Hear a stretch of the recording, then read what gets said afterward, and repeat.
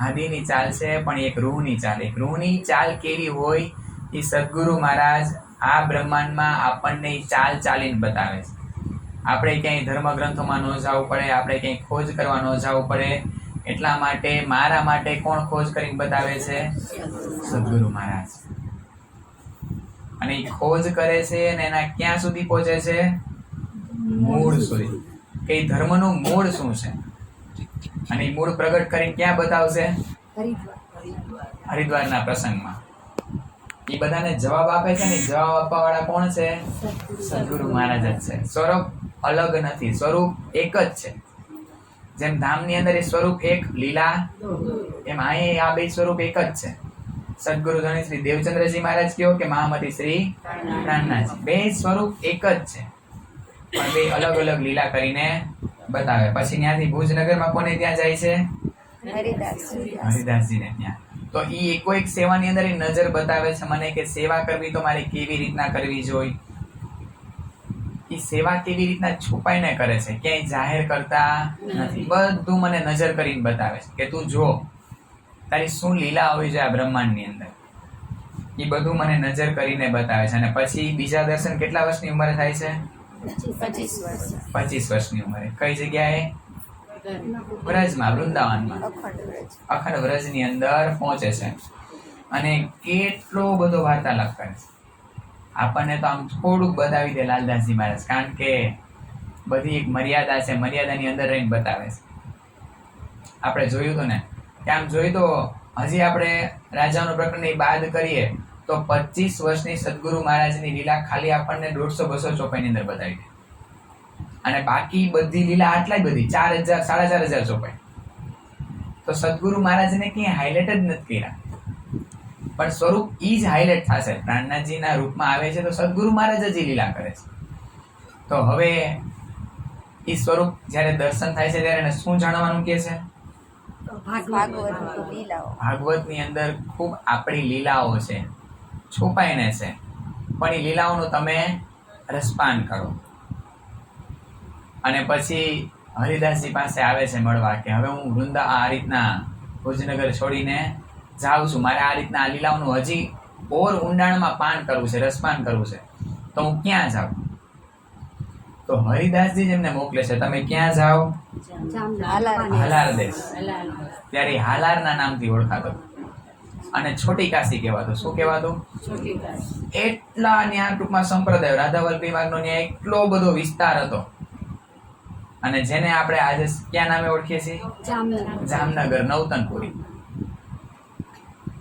નવાનગરથી ઓળખાય. તો આ બધા નામ કંઈક પડ્યા છે, કંઈક લીલા થઈ છે. જ્યારે દ્વારિકા હતી અને કીધું તું કે યાદવકુળનો નાશ થશે, ત્યારે કૃષ્ણજી કહે છે અર્જુનને કે મને ખબર છે આ દ્વારિકા જલ સમુદ્ર એની અંદર સમાઈ જવાની છે. તો આ બધા યદુ વંશી છે, જ્યાં યાદવો છે, એને તું એક સરસ આમ રક્ષાત્મક જગ્યાએ છે એમને લઈ જા ત્યાં. તો એ વેરાન જગ્યા હોય છે, પણ એ આ અલગ સ્થાનની સ્થાપના કરે છે, એને કહેવાય છે નવાનગર. એક નવું નગર વસાવે છે એટલે નવાનગર. અને એ જ સમય અમુક સમય પછી એક કચ્છના રાજા હોય છે જામ રાવલ, એ ત્યારે જીતા હોય છે યુદ્ધની અંદર અને આ રીતના વિજય યાત્રાની અંદર નીકળ્યા હોય છે. ત્યારે આ રાજ્યનું, આ હાલાર દેશનું, આ રાજ્યનું કાંઈ નામ નથી હોતું, પણ આ રીતના ત્યારે જામ રાવલ એમના નામ ઉપરથી એ નવાનગરનું નામ જામનગર રાખે. અને આ નવાનગર, આ જામનગર, આ હાલાર દેશની અંદર 9 ટન લીલા છે કે જે આ બ્રહ્માંડમાં આજ દિવસ સુધી ક્યારેય નહોતી થઈ. બધું પ્રાગટ્ય થશે. જે ધામનો ખજાનો છે પરમધામનો, ઈ વચન સ્વરૂપે ત્યાં ધોધ વહ્યો. આવી નવી લીલા થઈ ઈ તન દ્વારા, સદગુરુ મહારાજના તન દ્વારા નવી લીલા થઈ. એટલા માટે એનું નામ પડ્યું નવતન, નવતનપુરી ધામ. તો જે નામ પડ્યા એમનું પાછળ પોતાનો કઈ ઇતિહાસ છે. તો અહીંયા આવી અને ખોજ કરે છે કે કઈ જગ્યાએ મારે ભાગવત શ્રવણ કરવા જાવું. અને માતા પિતા બધા જોડે જ આવી જાય છે ભુજનગરમાં. હવે કેટલું એમનું પણ સમર્પણ કે જ્યાં દેવચંદ્રજી મહારાજ જાય ત્યાં મધુ મહેતા ને કુંવરબાઈ જોડે ને જોડે લીલબાઈ છે. હવે તો એનો પ્રેમ કેવો છે કે જે સ્વરૂપે કીધું એ શિરોધાર્ય કર્યું અને તરત ઈ ઉપર ચાલી નીકળે. તો મારે પણ આ તારતમના વચનો જે મને કહે એ પર મારે ચાલવાનું છે.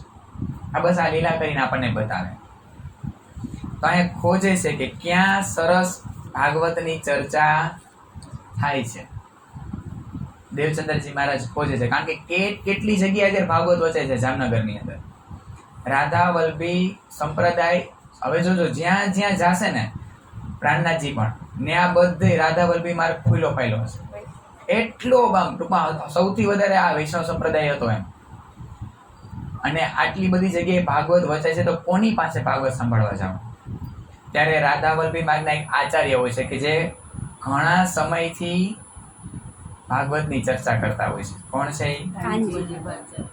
श्याम जी के देवाल में कथा कहे कानजी भट्ट, निष्ठा ले सुनने लगे होय बलबियों से खटपट. શ્યામજીના મંદિરમાં અત્યારે શ્યામજીના મંદિરમાં આપણે બધા જાય તો કેટલા બધા મંદિરો છે જામનગરની અંદર. એમાં એક શ્યામજીનું દેવલ છે. એ મંદિરમાં કાનજી ભટ્ટ ભાગવત ચર્ચાનું રસપાન કરાવે છે. પણ આપણા દેવચંદ્રજી મહારાજ એવા છે કે જ્યાં જાય ને ત્યાં બધાની આમ ઉડી નાખે વળગે એવા, બધાની નજરમાં આવી જાય એવા. અને ત્યાં જઈ અને કેવી રીતના ભાગવત ચર્ચા સાંભળે છે? નિષ્ઠાપૂર્વક. નિષ્ઠા બંધ. નિષ્ઠા બંધ એટલે નિષ્ઠા બંધ જ નથી થતી. એવી રીતના એ ભાગવતનું શ્રવણ કરે છે. ખૂબ મોટી વાત છે. હવે આ બધી ચોપાઈમાં 20-25 ચોપાઈમાં આખો આગળની વાત એમની બતાવી દે. પણ એ આટલી ચોપાઈમાં સુંદરસાજી 14 વર્ષની લીલા સમાયેલી છે. કેટલા વર્ષની? આપણે ખાલી વાત કરીએ 1 મહિનો 2 કલાક જ આપણે તો આવીએ છીએ. તમે હું બે આપણે બધા તો 1 મહિનો જ અહીંયા આવ્યા છીએ. 1 મહિનો અને કેટલી કલાક? 2 કલાક. એ 14 વર્ષ અને 2 ટાઈમ અને 3 કલાક. એ મારે લીલા જોવાની છે કે શું એનો પરિશ્રમ છે. આપણે એમ કહીએ કે રાજજી જોઈએ છે, રાજજીના દીદાર કરવા છે, એનો પ્રેમ જોઈએ છે. પ્યાસ ક્યાં આવી? એ આપણને બતાવે છે કે 14 વર્ષ સુધી આ રીતના નિષ્ઠા બંધ. અને હજી તો આવ્યા છે પણ એને એક નિષ્ઠા લીધી કે મારે હવે અહીંયા દરરોજ ભાગવત સાંભળવા આવું છે. આપણને ઈશારો કરે છે આપણે કંઈક નિષ્ઠા લઈ. જેમ આ લોકોએ 1.5 વર્ષ પહેલા લીધી, હવે દરરોજ સવારે મંગળા આરતીમાં આવશું. જો સાથ આપણી વચ્ચે છે સુંદર સાથજી, મારે એને જોઈને શીખી લેવાનું. કોનામાંથી શું લેવું ને સારું લેવાનું. ખરાબને પ્રણામ કરીને આગળ વધી. બહુ એની ઉપર કોઈ ફોકસ નહીં રાખવાનું. કારણ કે જીવ છે એ લીલા કરે છે, એની અંદર સારા ગુણે હોય ને અવગુણો હોય. એવું નથી કે આ તનની અંદર કઈ અવગુણો જ નહીં હોય છે.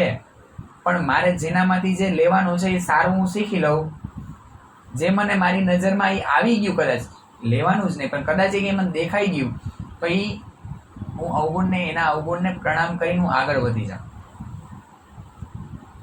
તો આવી રીતના નિષ્ઠા લે છે કે હવે હું દરરોજ અહીંયા ભાગવત સાંભળવા આવીશ.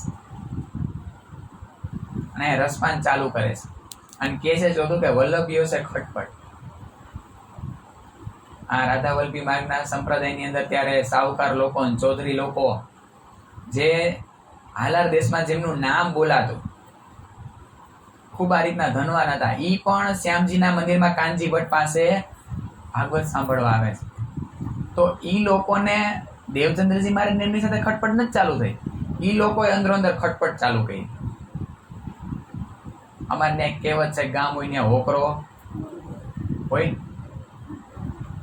એટલે બધી જગ્યાએ હોય. એવું નહીં અહીંયા કે બીજે કે ગમે ત્યાં, જ્યાં બી રાજ્યના બારામાં વાતું થતી એને તો દજ્જાલ કીધું. અને એ દજ્જાલ લેવો હોય ને તો આપણી સ્પીડ ધીમી થઈ જાય. એ દજ્જાલને લીધે તો આપણું પિકઅપ પકડાય.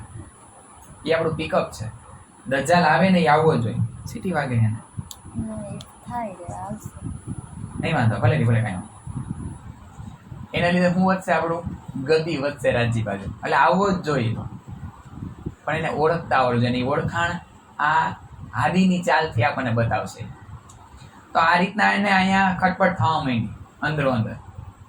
અને અહીંયા એક નિયમ લે છે, जलपान को तब करे जब आहार देवे आत्मा, तब आहार आकार को देवे न करे काम.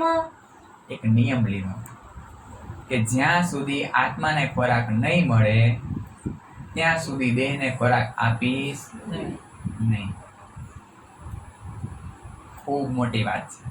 આપણે દરરોજ આને ખોરાક આપ્યા જ કરીશી. આપણે એમ કહીશી ને, નરકના કુંડ આમ નીચે નથી કીધા, પાતાળની નીચે, ગર્ભોદક સમુદ્રની નીચે. આપણે એમ કહીએ ત્યાં નરકના કુંડ છે, અંદર જ છે નરક. એનો અનુભવ કરવો હોય ને તો આ જીભ છે ને એમાં 1.5 ઇંચ છે ને, 1.5 ઇંચ થી 1.5 ઇંચ એટલામાં જ સ્વાદ રહેલો છે. અને એટલાથી જ બોલાય છે. જ્યારે તાળવી અડે ત્યારે શબ્દ બહાર આવે. આ આપણું ખાવાનું 56 પ્રકારના વ્યંજન ખાઈ લ્યો, ખાલી આ જીભથી અહીંયા પહોંચ્યું ને, અહીંયા. અને ક્યારેક ઉલટી કરીને વોમિટ કરીને જોઈ લો જેમાંથી કેટલી દુર્ગંધ આવે છે.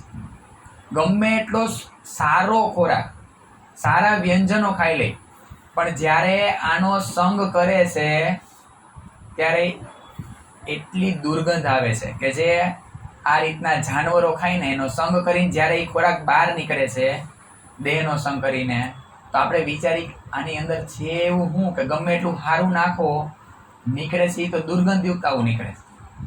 અને આપણે આને સજાવવામાં જ આખો જિંદગી આપણે કરી નાખી કે આને સારી રીતના સાચવું, આને દર્દ ન થવો જોઈએ, આને હું પેલા ખોરાક આપી દઉં, કારણ કે જો એ કોઈક કોઈ છે અંદરથી અવાજ આપે નહીં મને, તો અંદર આત્મ હર હંમેશ અવાજ આપે છે કે મારો એનો ખોરાક શું છે સુંદર સાજી? આ ધણીના વચનો, આ તારતમના વચનો એ આત્મનો ખોરાક છે. અને એ અનંત જન્મોથી ભૂખી આવેલે છે. આપણે આની પેલા અનંત જન્મો લઈ લીધા છે, ત્યારે એને ખોરાક મળ્યો. હવે એ ભૂખ આપણને દેખાતી જ નથી, નજરમાં જ નથી આવતી એ ભૂખ કેવી છે. તો અહીંયા નિયમ લેશે સદગુરુ મહારાજ. તો આ ચાલ ઉપરથી મારે કંઈક નિયમ લેવો છે, કંઈક નાનો તો નાનો, કે જ્યાં સુધી હું એ નહીં કરું ત્યાં સુધી તને ખાવાનું નહીં આપું. એ ઓટોમેટિક આપણને એમ થાય ને કે મન હક કરીને બેસતું નથી, કારણ કે એને જોઈએ એ તમે આપી દીધું છે ઓલરેડી. એને 10-12 કલાકની ઊંઘ જોઈ છે, એને આપી દીધી વ્યવસ્થિત. એને પૂરેપૂરું આમ પેટ ભરાય છે ને એટલું વ્યંજન, એટલા ભોજનો આપી દીધા છે. હવે એને ખોરાક મળી ગયો પછી હક કરીને બેસે, પછી દોડવાનું જ છે ને. પછી એ નહીં પચાવે, આપણે બેસી તો મન દોડશે, કાં આપણે દોડવું પડશે. પચાવવા માટે કાંઈક કરવું પડે, કાં તનને વોકિંગ કરીને એ રીતના કરવું પડે, અને કાં મન એ રીતના ફરશે, તો આ ખોરાક બાકી રહી જાય છે. તો આ દેવચંદ્રજી મહારાજ શીખડાવે છે કે નિષ્ઠા લેવી છે તો આવી રીતના નિષ્ઠા લે કે જ્યાં સુધી આત્મને ખોરાક નહીં ત્યાં સુધી દેહને ખોરાક નહીં, જલપાની ન ખોરાક. કેટલી મોટી વાત છે. અને આ રીતના જ્યારે ભાગવત સાંભળવાનું ચાલુ કરે છે તો અમુક સમયની અંદર જ કાનજી ભટ્ટના બહુ પ્યારા શિષ્ય થઈ જાય, બહુ વાલા લાગવા માંડે છે કાનજી ભટ્ટને. શું કામ ખબર છે? એ આવ્યા પહેલા જો કાનજી ભટ્ટે ભાગવત કથા કહેવાનું ચાલુ કરી દીધું હોય, આવવામાં ક્યારેક મોડું થઈ જાય, પણ ક્યારેય ચૂક્યા નથી. એમને સગા સંબંધીઓ નહોતા, એમને કોઈ લગ્ન પ્રસંગ નહીં આવતા હોય, એમને આપણી જેમ જ લગ્ન કર્યા હતા, આપણી જેમ જ બાળકો હતા. બિહારીજી જમનાબાઈ છે ને, આપણી જેમ જ સંસારમાં રહીને, એટલે કાલ સવારે આપણે એવી આંગળી ચીંધી ન હોગી કે તમે તો સંન્યાસી થઈને બધું કર્યું, મારે આ બધું સંભાળતા હું કરું છું. આપણા કરતા ત્યારે ખૂબ વધારે સંબંધો સાચવવાનું હતું. હો સુંદર સાહેબ, અત્યારે તો આપણે એમાંથી છટકબારી છે, ભાઈ આ અમારી લાઈફમાં અમે બિઝી છીએ, અમને ટાઈમ નથી, હવે અમે સવારથી નીકળી ગયા સાંજે આવી, અમે સંબંધ ન સાચવીએ. ત્યારે આપણા જે સાચવી છે એના કરતા વિશેષ હતું. તો એને કોઈ નહીં સંભળાવ્યું હોય, એને કોઈ કાંઈ કટુ વચન નહીં કીધા હોય, આ રાહે ચાલ્યા છે તો સુંદર સાજી એક માથે લઈ કે કોઈ આપણને હારા નથી જ કહેવાના. જો ધણીની રાહ જોઈ છે ને તો આપણને કોઈ હારું નથી કહેવાના કે ઓહો તમે તો કેટલું બધું કરો, કાંઈ વાંધો નહીં, તમે અમારા પ્રસંગે ન આવતા, તમે તો આ કરો જ છો ને. એમ જ કહેવામાં આવશે કે અમારે ત્યાં ન થાય તો તમારે ત્યાં નહીં આવે, તો એ માથે સ્વીકારી લેવાનું, મન સ્વીકારશે. મન મારો વાલૈયો આવી ગયો ને મારા પ્રસંગની અંદર, એટલે બધું આવી ગયું. અને વાલાની વાલીઓ આવી ગઈ, ધણીની જે પ્યારી લાડલી સખીઓ આવી ગઈ, પછી મારે કોણ જોઈએ? તો આ બધી ચાલ મને કેવી રીતના આ બ્રહ્માંડમાં મારે ચાલવું. અને પાછું કેવું છે કે પાછે આપણે ફરિયાદ કરી છે ધણીને કે કેમ આવતા નથી મારી પાસે. આપણને કહે છે કે હાદીની ચાલે ચાલવાનું છે, ઈ ચાલે ચાલવાને ન મળે તો ફરિયાદનો મોકો છે આપણને. એના જેટલો પરિશ્રમ, એના જેવી પ્યાસ શું છે? એક ત્રેતાયુગનો પ્રસંગ યાદ આવે છે. જ્યારે રામજી વનવાસમાંથી આવે છે ને, ત્યારે વનવાસની અંદર 14 વર્ષ તો હનુમાનજી જોડે ને જોડે જતા રામ ભગવાનની, ક્યાંય દૂર થતા. પણ જ્યારે 14 વર્ષનો વનવાસ પૂરો કરીને અયોધ્યાની અંદર આવે છે ને, ત્યારે દિવસ દરમિયાન તો હનુમાનજી એમની જોડે હોય છે, રામજીની જોડે. પણ રાત્રે જ્યારે એના શયન કક્ષની અંદર જાય છે સીતા મૈયા સાથે, ત્યારે ત્યાં એમને એન્ટ્રી પ્રવેશ નથી. કારણ કે ત્યાં એમની સહચારીઓ છે જે 3-4 જે વીંજળો ડોલાવે છે, આ રીતના ચવર ડોલાવે છે, એમના સિવાય કોઈને પ્રવેશ નથી અંદર. હનુમાનજીને પણ પ્રવેશ નહીં. તો ત્યારે એમના ચરણથી એમને વિયોગ થાય છે, હનુમાનજીને રામ ભગવાનના ચરણથી. કારણ કે એમની ચરણ સેવા, આ બ્રહ્માંડમાં જે 9 ભક્તિ કીધી, એમાં એક પાદ સેવન ભક્તિ કીધી, એમાં કોનું નામ આવે? હનુમાનજીનું. તો એટલું એમને એ સેવા ગમતી, એમના હૃદયથી એમના ચરણ કમળ દૂર થાય એમને પસંદ નહોતું. તો રામજીને વિનંતી કરે છે કે કાંઈક એવું કરો કે મને તમારા આ શયન કક્ષની અંદર પ્રવેશ મળે. હું તમારા આ ચરણ કમલની સેવાથી દૂર રહી શકતો નથી. ત્યારે રામજી કહે છે કે ન્યા પ્રવેશ કરવો એ મારા હાથની વાત નથી. તમે સીતા મૈયાને એ વાત બતાવો. જો એમની અનુમતિ હોય તો મને કાંઈ વાંધો નથી, તમે આવજો. સીતાજીને પૂછે છે, સીતા મૈયાને પૂછે છે કે આ રીતના હું મારા પ્રભુના ચરણથી દૂર નથી રહી શકતો, તો મને અંદર પ્રવેશ કરવા દો. તો કે કદાપી શક્ય નથી. શયન કક્ષની અંદર તમે મારા પુત્ર સમાન છો, પુત્રને ત્યાં પ્રવેશ હોય. તો કે હું તમારી આ સહચારી બની અને ત્યાં ચવર ડોલાવાની સેવા મને આપી દો, હું પણ તમે મને પ્રવેશ કરવા દો. તો કે એ પણ શક્ય નથી. એ સહચારીઓ અમારાથી કઈ અલગ છે જ નહીં, એ સખી ભાવની અંદર જ એક છે. તો ખૂબ દર્દ થાય છે હનુમાનજીને. અને સરયુ નદીના કિનારે બેઠા છે અને એટલું તાપ છે, એટલો વીર છે હૃદયની અંદર, અને આંખમાંથી જ્યારે અશ્રુ પડે છે ત્યારે આખી સરયુ નદીમાં એનું જળ છે એ ઉકળવા માંડે છે. કે જે સરયુ નદી બધાને ઠંડક આપે, જળ એટલું ઠંડક છે, એટલી શીતળતા છે એમાં, એ ઉકળવા માંડે છે. ત્યારે સરયુ નદીના દેવતા પ્રગટ થાય છે કે મારું જળ છે એ બધાને શીતળતા આપે, ઠંડક આપે, એવું તો શું છે તમારા હૃદયની અંદર આટલું બધું તાપ, આટલો બધો વિરહ કે મારા નદીનું આ જળ છે એ ઉકળવા માંડ્યું છે. ત્યારે આખી વાત બતાવે છે કે હું મારા પ્રભુના ચરણથી અલગ રહી શકતો. ત્યારે સરયુ નદીના આ દેવતા છે મંત્ર આપે છે અને કહે છે કે આ મંત્રને તમે સખી ભાવે ભજજો તો તમે એ રાત્રિની અંદર સ્ત્રીના રૂપમાં આવી જશો. અને સાચે એવું થવા માંડ્યું. જ્યારે એ મંત્રનો એ રીતના ઉચ્ચારણ કરે છે એ ભાવથી, સખી ભાવ લઈને, ત્યારે હનુમાનજી રાત્રિની અંદર સ્ત્રી બની જાય છે, પુરુષમાંથી સ્ત્રી, એક સખી બની જાય છે. અને જ્યારે આ નજર જોવે છે, જ્યારે સીતા મૈયા હનુમાનજીની આંખમાં જોવે છે, ત્યારે આમ દેખાય છે કે એ સખી ભાવની અંદર છે પૂરેપૂરા. ત્યારે હનુમાનજીને પ્રવેશ મળે છે. તો કેવી પ્યાસ છે ઈ બતાવે છે આ લીલા. કેવી પ્યાસ હોવી જોઈએ. આપણને શું કામ પ્યાસ નથી ખબર સુંદરસાજી? પ્યાસ એટલે તરસ. આપણે આખો દી બેઠા જ રહી અને કોઈ તમને પાણી દીધા કરે, પાણી પી હતી, પણ થોડુંક વાં જઈ અને એમ ક્યાંક ત્યાં ખાડો ખોદવાનો, થોડુંક ત્રિકમ પાવડો હલાવો તો એ પાણીની વેલ્યુ, એ જલની વેલ્યુ આપણને ખબર પડશે કે એમાં કેટલું આમ મીઠાશ છુપાયેલી છે. આપણે પરિશ્રમ જ નથી.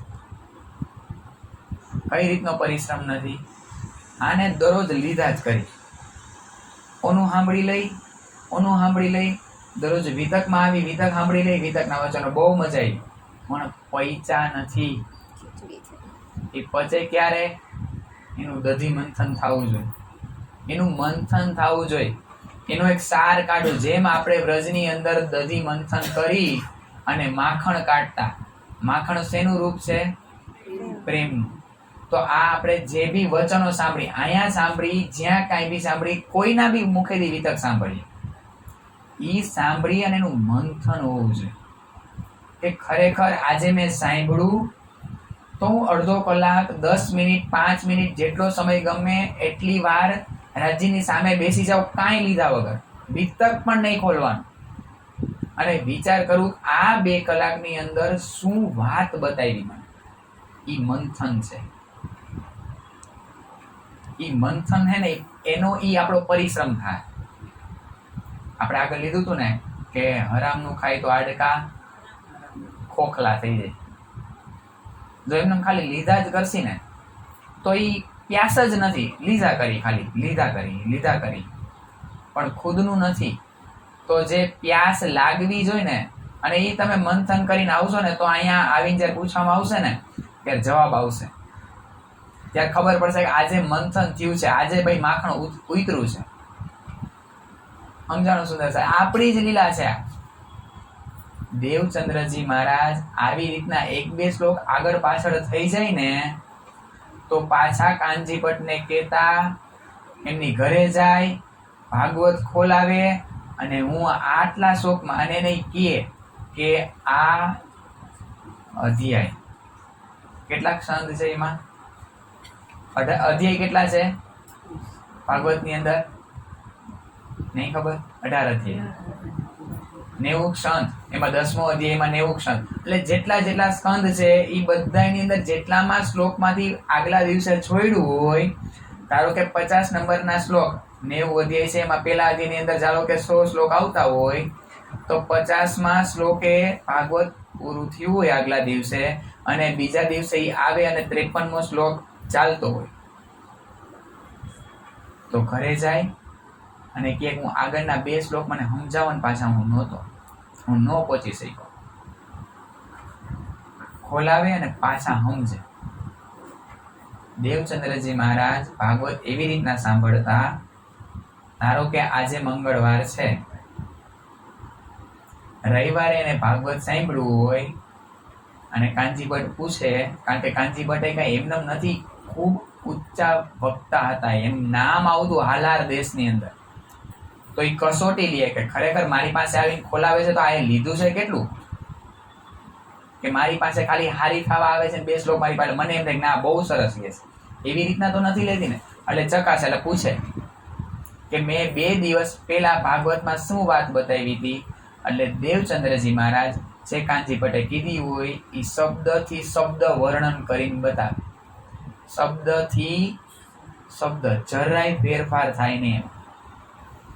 અને આવી રીતના લે છે ને, એટલે કાનજીભટ્ટ ક્યારેક આડાવડું થઈ જાય ને તોય ભાગવત ખોલીને એને સમજાવે.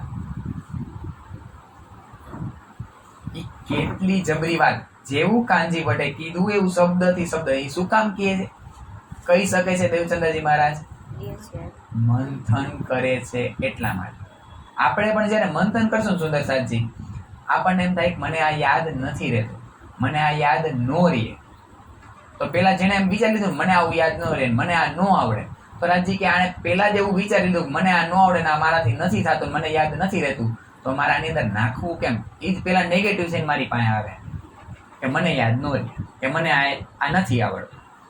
પેલા ભાવ એવો જ લેવાનો, થવાનું છે ખાલી, પણ ભાવ એવો લેવાનો કે ધણી તારી મારી વાત છે.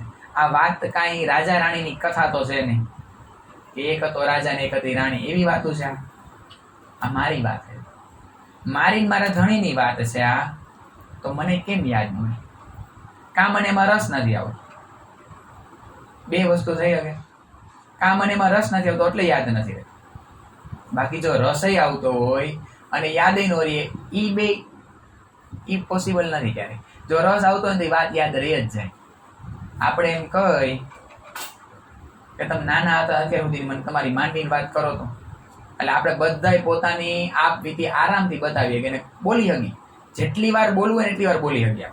અમે પેલા આમ કરતા, અમે અહીંથી વાં ગયા, અમે અહીંથી ત્યાં ગયા, કઈ હકી કે ન કઈ હકી? કારણ કે ઈ જીવની લીલામાં આપણને રસ છે. અમે પેલા આમ કર્યું, અમે પેલા આમ કર્યું, અમે પેલા આમ કર્યું. પણ જો એવી જ વાત, એવો જ રસ આમાં આવવા મળશે ને તો યાદ રહી જાય. પેલા મારા ધણીએ મારા માટે આમ કર્યું, પછી મારા ધણીએ મારા માટે આમ કર્યું, પછી મારા ધણીએ આટલું મારા માટે ખોજ કરી. એ સરળતાથી યાદ રહે, કારણ કે આ જીવની મારી છે. આવી રીતના દેવચંદ્રજી મહારાજ લે છે અને આપણને ઈશારો કરે છે કે તમે તારતમના વચનો આવી રીતના લ્યો, જેમ દેવચંદ્રજી મહારાજ લે છે એમ. તો હવે કાનજી ભટ્ટે શું ચાલુ કર્યું ખબર? જ્યાં સુધી દેવચંદ્રજી મહારાજ ન આવે ત્યાં સુધી આડાવડા પ્રશ્ન પૂછે કે આપણે કાલે શું જોયું. એટલે આપણે અહીંયા એવું નથી હો, અહીંયા એવું નથી. પણ આ તો આપણને વિતક તાજી થાય કે કાલે ક્યાંથી છોડ્યું ને આજે આપણે ત્યાંથી પાછું થોડુંક કેવું હોય, ટ્રેન હાલે તો પેલા ધીમે ધીમે ધીમે ધીમે પછી પિકઅપ પકડે ને તો આપણે સીધા આમુલા ટ્રેનમાં ચડવા જઈએ તો પડી જવાય કે કાલ ક્યાં હતા એમ. હાલતી ટ્રેન સ્પીડમાં હોય ને એમાં ચડવા જાય તો શું થાય? તો એવી રીતના અહીંયા સીધી આપણે ટ્રેન સ્પીડમાં ભગાવવા માંડી તો પડી જવાય. એટલે આગલા દિવસની વાત કરીને આપણે ટ્રેનને ધીમે ધીમે ધીમે ધીમે ચાલુ કરીએ કે આપણે જોડાઈ જઈએ. કાલની વાતથી એક લીલામાં એક રસ આવી જાય, આમ સમરસ લાગે. તો આવી રીતના સાંભળવા માંડ્યા જ્યારે દેવચંદ્રજી મહારાજ, તો કાનજી ભટ્ટ ત્યાં સુધી આડાવડી વાતો કરે. તો સ્ટાર્ટિંગમાં તો ઓલા લોકોને ખબર ન પડી કે આવું કરે છે, પણ પછી ધીમે ધીમે ખબર પડવા માંડી. હા, દેવચંદ્રજી મહારાજ આવે છે, પછી કાનજી ભટ્ટ ભાગવત ખોલે ને પછી ચર્ચા ચાલુ કરે. ત્યાં સુધી આ ચર્ચા કરતા નથી. એટલે પેલા તો નિરીક્ષણ હાલે છે, એમને કઈ સીધી વાત. કારણ કે આ 14 વર્ષની લીલા સુંદર સાચી. આ 14 વર્ષની લીલા કેમ 10-15 ચોપાઈમાં પૂરી થઈ જાય? તો પેલા તો એ લોકો નિરીક્ષણ કરે છે, આ ચૌધરી લોકો સાવકાર લોકો, કે હા એ આવે છે, ચાલુ કરે છે. એક વારમાં નહીં. અને દેવચંદ્રજી મહારાજ કઈ દરરોજ મોડા નથી પડતા, ક્યારેક મોડા પડે. તો એ બેનું આમ કોમ્બિનેશન પકડવું કેટલું, એટલે એ લોકોનું ધ્યાન જ એમાં છે. તો અહીંયા આપણી વચ્ચે એવી લીલા થતી હોય. આ સાંભળવાની બદલે આજુબાજુનું જોવાય છે આપણાથી. ઓલી વેલી એવી, ઓલી મોડી એવી, ઓલી આમ કરે છે, ઓલી આમ કરે છે, પેલી આમ કરે છે, પેલો આમ કરે છે, પેલી આવો સરસ ડ્રેસ પહેર્યો છે, પેલી આ ડ્રેસ પહેર્યો, પેલા આ. આપણી નજર એમાં વહી જતી હોય ત્યારે મારે આવો લેવો છે, અત્યારે આની ફેશન ચાલે. તો હું ખરેખર જે લેવાય જોવાનું, કારણ કે અત્યારે હવે સખ્યોની લીલા છે આ બ્રહ્માંડની અંદર. જેમ પુરુષોનું ધંધા બાજુ ધ્યાન થતું હોય એમાં સખ્યોના આ રીતના. પણ ખરેખર ભલે કામ વાંધો નહીં, નજર વહી ગઈ તો આ રસ પછીની જે લીલા છે એમાં હું જોઈ લઉં, એની યારે વાત કરું ક્યાંથી લીધું. પણ જ્યારે મારે આ રસ લેવાનો છે ત્યારે હું પૂરેપૂરું ધ્યાન આમાં, પૂરેપૂરો મારે રસને પીવો છે. પણ પછી એક દિવસ આવું વારે વારે થવા માંડ્યું ને, એટલે ઓલા સાવકાર લોકો, ચૌધરી લોકો હળવેકથી પૂછે છે. કોને? કાનજી ભટ્ટને. વધારે આપે છે કઈ? દેવચંદ્રજી મહારાજ તમને કઈ વધારે રોજગાર આપે છે, અમારું ઓછું પડે છે કઈ? તો ઈ પ્રમાણે કયો. તો કે કેમ આવી વાતો બોલો છો? તો તમને ખબર છે કે જ્યાં સુધી ઈ આવતા નથી ત્યાં સુધી તમે ભાગવતનું ચર્ચા રસપાન કરાવવાનું ચાલુ કરતા નથી. અમારામાં કઈ કમી છે? અમે તો તમને એ રીતના વધારે રોજગાર આપશે, અમારો ઓછો લાગતો હોય. ત્યારે કાનજી ભટ્ટને આમ હલી જાય છે અંદર, કે તમને એવું લાગે છે કે હું પૈસા માટે આ ભાગવત વાંચું છું? અને ઈ તો બિચારા ગરીબ છે, ઈ ક્યાં ક્યાંય કમાવા જાય છે? યા દેવચંદ્રજી મહારાજ ક્યાંય કમાવા, ભલે મતુ મહેતા ખૂબ ધનવાન હતા, આ રીતના હતું, પણ એ કે એ તો બિચારા ગરીબ છે, ક્યાંય કમાવાય જતા નથી, તો એમની પાસે મને શું આશા? અને તમારા રોજગારી તમારે દેવું હોય તો દેજો, ન દે તો કાંઈ નહીં. હું તમે મને પૈસા આપે એટલા માટે ભાગવત નહીં વાંચતો. જોજો, જે આવા વક્તા ચોખ્ખા મળે ને એને પકડી લેવા. જે સખી મારા અવગુણ બતાવે એને પકડી લેવાની. ગુણ ગાય ને એનામાં બહુ ધ્યાન નહીં આપવાનું. ગુણ ગાવા વાળા ખૂબ મળશે, આપણા ગુણગાન ગાવા વાળા બહુ બધા મળશે, પણ જે આપણા અવગુણ ગાય ને એને ક્યારેય છોડવાના નહીં. કારણ કે અત્યારે કોઈ અવગુણ જ ન બતાવે, ગુણ જ ગાય. અવગુણ બતાવે ને તો એ અવગુણ છોડવાની ઈચ્છા થાય આપણને. એ આપણી બાજુ નજર જાય કે મારી અંદર આ અવગુણ છે. અને એમાં જો પતિ પત્નીમાં આવા મેળા હોય ને, વધારી લેવાના. હર હંમેશ આપણી ચાલમાં વધારો કરે, ઓર ધણી બાજુ આપણને આગળ વધતા કરે. કેક ઉપર બેહીને આવી વાતો કરસ ને નીચે આવું કરસ, એટલે એમ થાય સારું ખોટું કરી લ્યો. ટકોર કર્યા રાખે ને આવું જે ટકોર કરવા વાળું મળી જાય સુદર્શનજી, એને પકડી રાખવાના. ગુણગાન ગાય ને ત્યાં પ્રણામ કરીને ભાગી જાવ એની પાસે. કારણ કે વખાણ બહુ નહીં સાંભળવાના. જીવને બહુ મીઠો અહંકાર આવી જાય જ્યારે આપણી પાસે કોઈ વખાણ કરતું હોય ને. અને પછી એટલે જ ઇન્દ્રાવતીજીને કેવું પડે, હવે તો લઈ આસમાને હોમે પછાડ્યો શ્યામ પીયું પીયું કરી રહ્યો. એ સદગુરુ મહારાજને યાદ કરે, બહુ મારા વખાણ કર્યા, તું ઇન્દ્રાવતી નિર્મલાતમ નિર્મલાતમ. આવા વખાણ કર્યા એટલે જ હું આગળ ન વધી ધણી. મારે વખાણ નથી જોતા, ધણીને કહેવાનું આવું. કોઈ નામના કોઈ ખ્યાતિ કાંઈ નહીં જોતું. શું જોઈએ? તારો પ્રેમ જોઈએ. અને આવા અવગુણ જે ગાય ને આપણને દેખી જાય એને તો પકડી જ રાખવાનું, એને બહુ વાલ કરવાનું કે તું મને બહુ વાલી લાગે. કોઈ મને આવું અવગુણ બતાવવા વાળું મને મળ્યું. અને સાચે જે અવગુણ બતાવશે ને એ જ તમારી આગળની પ્રગતિ ઈચ્છતા હશે. એ જ તમને અવગુણ બતાવવાની તાકાત રાખતા હશે. અવગુણ જે બી બતાવે ને નામ પકડી લેવા. તો આ કાનજી ભટ્ટ છે ને એ ચોખા છે, એને કોઈ પૈસાની લાલચ નથી સાવકાર ને ચૌધરી લોકો માટે. એટલે ચોખ્ખું કે છે કે તમારે પૈસા દેવા હોય તો દેજો ને, નો દો તો હું કઈ તમારે રીઝાવા માટે થોડી કઈ ભાગવત વાંચું છું. અને તમારે સાંભળવા આવવું હોય તો તમારી મોજ ને, નો આવવું હોય તો તમારી મોજ. હું તો મારા શ્યામ સુંદર, હું તો મારા રાધા રમણ લાલ ને રીઝાવા માટે આ ભાગવત વાંચું છું. હું કોઈ ના માટે ભાગવત નહીં વાંચતો. હું કોઈના માટે આ ચર્ચા નહીં, મારા કૃષ્ણજીને, મારા શ્યામ સુંદર ને રીઝાવા માટે કરું છું. બસ આવી જ લીલા છે. અહીંયા આ ગાદી છે ને, ગાદી સુંદર સાજી, એ ભલભલાને પછાડે. આ નસો છે, આ છે ને આ એ નસો છે. જો એનો નસો પચાવી ન હોય ને તો પછાડે.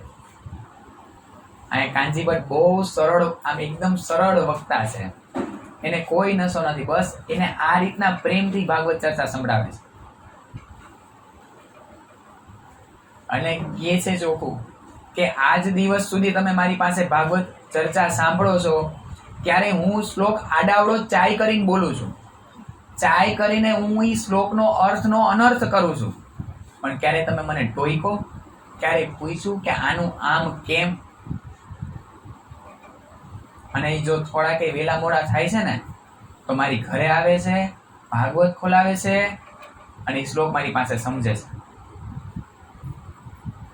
હું જો ક્યારે આડાવડું બોલી ગયો હોય, 14 વર્ષમાં કેટલી વાર ભાગવત પૂરું થયું છે. અને સુદર્શાજી ભાગવતની અંદર અનંત વ્રજની ને રાસની પ્રેમમય લીલાઓ છે. કારણ કે એને એમના ધણીએ કીધું બીજા દર્શનમાં કે ભાગવતનું રસપાન કરો, અને એ જેમાં પડે ને દેવચંદ્રજી મહારાજ એમાં પૂરેપૂરા ઉતરે છે. એવું નથી સાંભળે છે તો એ મને દેખાડે છે કે જે ચાહે ચાલ, ભલે ને ખાલી રાસ ગ્રંથ જ, મારી આખી જિંદગીમાં હું રાસ ગ્રંથ જ વાંચું, પણ એ રાસ ગ્રંથને એવો લઉં, એવો પીવું કે ધણીના હૃદય સુધી હું પહોંચી જાઉં. જે ધણી મને રાસ દ્વારા જે રસ દેવા માંગે છે, જે પ્રેમ દેવા માંગે છે, એમને હું ગ્રહણ કરું. આખી જિંદગી હું ખાલી એક ખીલવત જ કેમ ન વાત? કારણ કે 14 અંગ આપણે જે આરતી ગાય છે, આરતી અંગ ચતુર્દશ કેરી 5 સ્વરૂપ મિલ, પછી ગાય છે રાસ ચરણ પ્રકાશ પિંડોરિયા ચતુર્થ ઘૂંટણ, તો છેલ્લે ગાય છે કે 14 અંગ મિલી એક ધની. તો એ 14 અંગ રાસ થી લઈને કયામતનામાં એ બધા અંગ કોના છે? હવે આ અંગો છે, હું હાથ પકડું તોય આ કુણાલ નામના તનનો, એનું નાક પકડું તો એનું, એનું મુખારવિંદ પકડું તો એના ચરણ પકડું તો એના, તો બસ ધણીના આ અંગ છે 14 અંગ, અને 14 અંગ પકડું તો મને પ્રાપ્ત કોણ થવાનું છે? અને બધાય પકડી તો એ સોનામાં સુગંધ છે, કાંઈ ખોટું નથી. પણ એવું નહીં કે આ જલ્દી વાંચી લઉં, જલ્દી 1000 ચોપાઈ વાંચી લઉં, જલ્દી રાસ ગ્રંથ પૂરો કરીને પ્રકાશમાં જાઉં, પ્રકાશ પૂરો કરીને સટઋતુની અંદર જાઉં. એ ભાવ નહીં. જે અંગને પકડું છું એ અંગને પીવ, એ એકો એક. અને બધા એમ કે છે ઇન્દ્રાવતીજી કે એકો એક વચન છે ને એ એવા છે કે તત્ક્ષણ તમને જગાવી દે. અને આટલા બધા વચનો શું કામ કહેવા પડ્યા ખબર સુંદર સાજી? એને ખબર છે કે મારી કોઈ સખીને પ્રકાશના વચનો છે ને એ ચોટ લગાડશે, કોઈને ખીલવતના વચનો ચોટ લગાડશે, કોઈને શિંગારના વચનો ચોટ લગાડશે, કોઈને સિંધીના વચનો ચોટ લગાડશે, અને કોઈ એવામાંથી આવતું છે ને મારફત ને કયામતનામાના વચનો ચોટ લગાડશે. તો કોની જાગણી ક્યાં વચનથી થવાની છે ને ઇન્દ્રાવતીજીને ખબર છે, એટલે એને આટલા બધા ગ્રંથોનું અવતરણ કર્યું. પણ બધા અંગ છે એક રસ જ. જ્યારે સમજાઈ જાય, નજર પહોંચશે ને ત્યારે રાસ ને કયામતનામામાં ભેદ જ નહીં લાગે. બે આમ એક રસ થઈ ગયું છે ને એવું લાગશે. તો એ આવી રીતના એક રસ લઈ અને ભાગવતનું શ્રવણ કરે છે દેવચંદ્રજી મહારાજ. અને એવા જબરા શ્રોતા છે દેવચંદ્રજી મહારાજ, કાનજી ભટ્ટ કરતા વિશેષ ભાગવતને જાણવા માંડ્યા. કાનજી ભટ્ટ જે ભાગવતની ચર્ચા કરે છે એના કરતા પણ વિશેષ ઈ રસ પી શકે છે. તો અહીંયા એવું નથી કે જે બોલતા હોય અહીંયાથી વક્તા હોય એ જ વધુ જાણતા હોય. આમાં એવી ઘણી સખીઓ છુપાઈને સાંભળવા વાળી છે કે જે વક્તા કરતા સાંભળવા વાળી છે એ વધારે જાણે છે, વધારે રસ પી શકે છે. જે બોલવા વાળા ક્યારેક રસ ન પી શકતા હોય બોલીને, એટલો સાંભળવા વાળા એ ધણીના વચનોનો રસ પી શકતી હોય. તો આવા આપણા દેવચંદ્ર પણ છતાંય સાંભળે છે કેવા? એક એમના શિષ્ય બનીને, એકદમ આમ નરમાઈ. આ બધી વાત મને બતાવે છે કે એની લગન કેવી છે સાંભળવાની, એમ એની નિષ્ઠા કેવી, એની પ્યાસ કેવી, એનો પ્રેમ કેવો, એની ધીરજ કેવી. કેટલા વર્ષ? અને હું 2 વર્ષ વાંચું ને ધણી પાસે મને કેમ કઈ દેખાતું નથી. આટલી ચેતવણી કરું, આટલું આ કરું, મને કેમ કઈ દેખાતું નથી.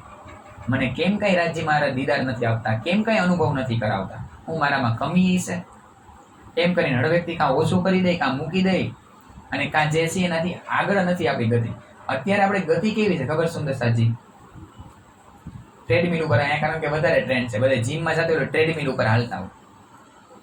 ટ્રેડમિલ આમ જતી હોય ને આપણે આમ હાલતા હોય. જે હાલવાનું હોય વોકિંગનું એ ટ્રેડમિલ આમ ફરતી હોય અને આપણે આમ હાલતા હોય. એટલે બેયને એમ લાગે કે આ આમ હાલે ને હું હાલું, પણ ગતિ કેવી હોય? ન્યા એ આગળ ન જઈએ. અને જો એમાં માયાનો પ્રવાહ ટ્રેડમિલ થોડી વધી જાય તો ઉલાડીને હેઠાઈ નાખી દે, પાછા હેઠાઈ પડી. ટ્રેડમિલમાં ખબર છે જીમમાં જોયું હશે. એટલે આપણી ગતિ આવી છે કે માયાનો પ્રભાવ એટલો જ આપણી ઉપર છે અને એટલું જ આપણે રાજ્યનું કરીને આપણને એમ થાય કે આપણે આગળ વધી છીએ, પણ આપણી ગતિ ન્યા ઊભી રહી ગઈ છે, હજી આગળ નથી. તો આવી કંઈક નિષ્ઠા લેવી પડશે સદગુરુ મહારાજ જેવી, કે આટલું કરીશ પછી દેહને કહેવાનું પોતાને આ આપીશ. હું આટલું તો ધણીનું કરીશ જ, કરીશ જ. આ એક વચનો આમાં મને નજર કરાવડાવે છે. એ કેવડી મોટી વાત કે કાનજી ભટ્ટ કરતા વિશેષ ભાગવતને જાણે અને પીરસી શકે. હો સુંદર સાજી, એવું નથી કે બોલી નથી શકતા, બોલવાનું ખૂબ સારી રીતના કાનજી ભટ્ટ કરતા સારા શબ્દોમાં પીરસી શકે, છતાં પણ એટલું જ પ્રેમથી કે જાણે હું કાંઈ જાણતો નથી એ રીતના લેવું. કાલે જે હરીક બાપુનું નામ લઈને આવી ગયા હતા ને આંખમાં જડે, એ દેખાય અમને એમ કે કેટલું જાણે છતાં એવી જ રીતના સાંભળે કે જાણે કાંઈ નથી જાણતું. એટલે એ એવી તાકાત, આવી બધી લીલાઓ સખીઓ આપણને કરીને બતાવે કે કેવી રીતના રજ સમાન બનીને રહેવું. સાથની વચ્ચે કેવી રીતના આપણે કઈ ચોપાઈ ગાવાની ખૂબ મજા આવે. હોય રહ્યો તુમ રેણુ સમાન, ઈત જાગે કો પલ યહી. પણ પળ આપણને કહી દીધું, ચોપાઈ ગાવાની ખૂબ મજા આવે. આમ એકદમ આમ રાગમાન ભાવમાં પહોંચીને ગાતા. પણ જ્યારે આપણી કસોટી આવે ત્યારે આપણે મુકુટ બનીને રહી. રેણુની બદલે હું રહી? માથે ચડીને ને કહી. આ એક લીલા મને શીખડાવે. અને આ રીતના કાનજી ભટ્ટ એને જવાબ આપે છે કે આ રીતના મને પૂછે છે ને એટલા માટે હું આવી રીતના કરું છું. હવે ઓલા ચૌધરી લોકો સાવકાર લોકો બોલવા માટે કાંઈ રહ્યું નહીં, કાંઈ બોલી જ ન શકતા, મૂંગા થઈ ગયા. કારણ કે જેવો એનો પ્રશ્ન હતો સામે કાનજી ભટ્ટે એવા જ ઉગ્ર સ્વભાવમાં જવાબ દીધો હતો સુંદર સાહેબ. આપણને આમાં ખબર ન પડે ક્યાં ભાવમાં, કારણ કે એને લાલચ નહોતી પૈસાની, એટલે એ રીતના જવાબ આપી દીધા. હવે ઓલા લોકોનું કામ જ ઈ છે, એને ભાગવતારે કાંઈ મતલબ જ નથી. હવે શર્મિંદા કર્યા બધાની વચ્ચે આવા ખખડાવ્યા કાનજી ભટ્ટે સાવકાર લોકોને ચૌધરી લોકોને, એટલે માઠું તો લાગે. તો માઠું લાગે તો ન્યાયની ગલતી હજી નથી સ્વીકારતા. હવે શું કરે ખબર, છિદ્ર ગોતવા માંડ્યા. છિદ્ર એટલે અવગુણો.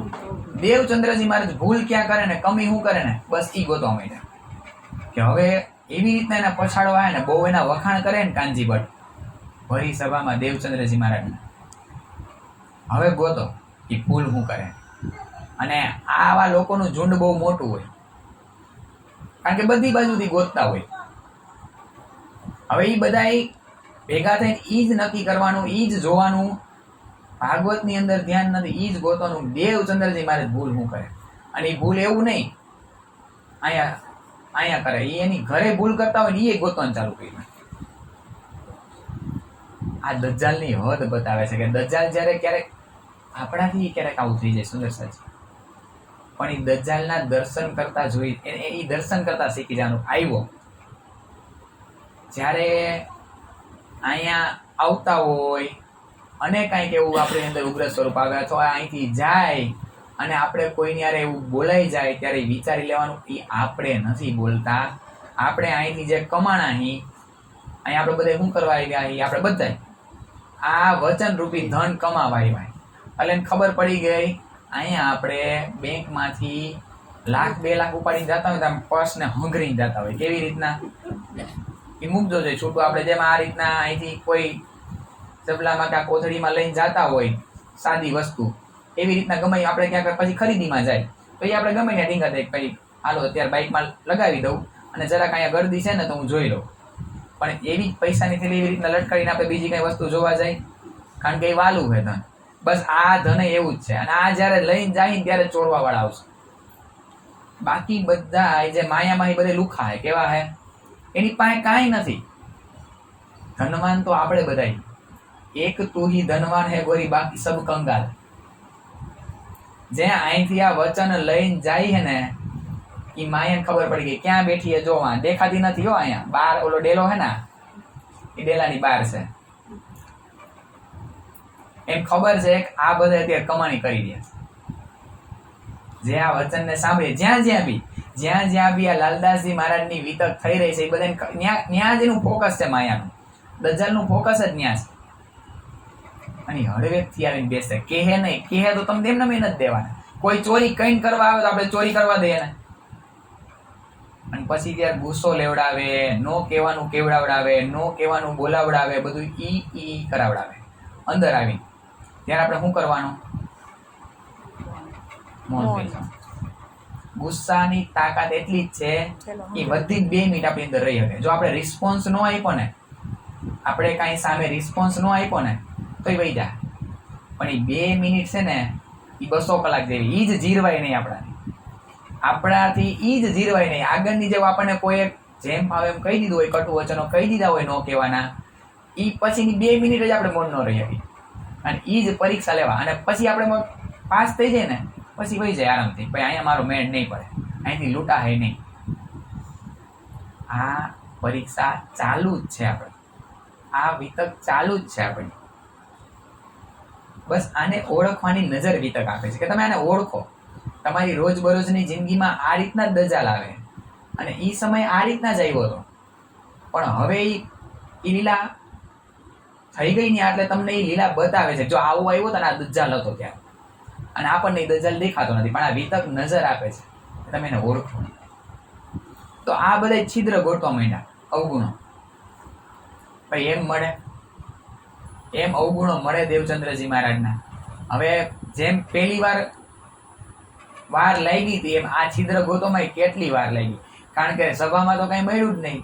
ભાગવત સાંભળવા આવતા ત્યારે એક જ આસનમાં એક જ જગ્યાએ કાનજી ભટ્ટની સામે બેસી અને નેત્રથી નેત્ર મિલાવીને આસને ડગાવતા નહીં.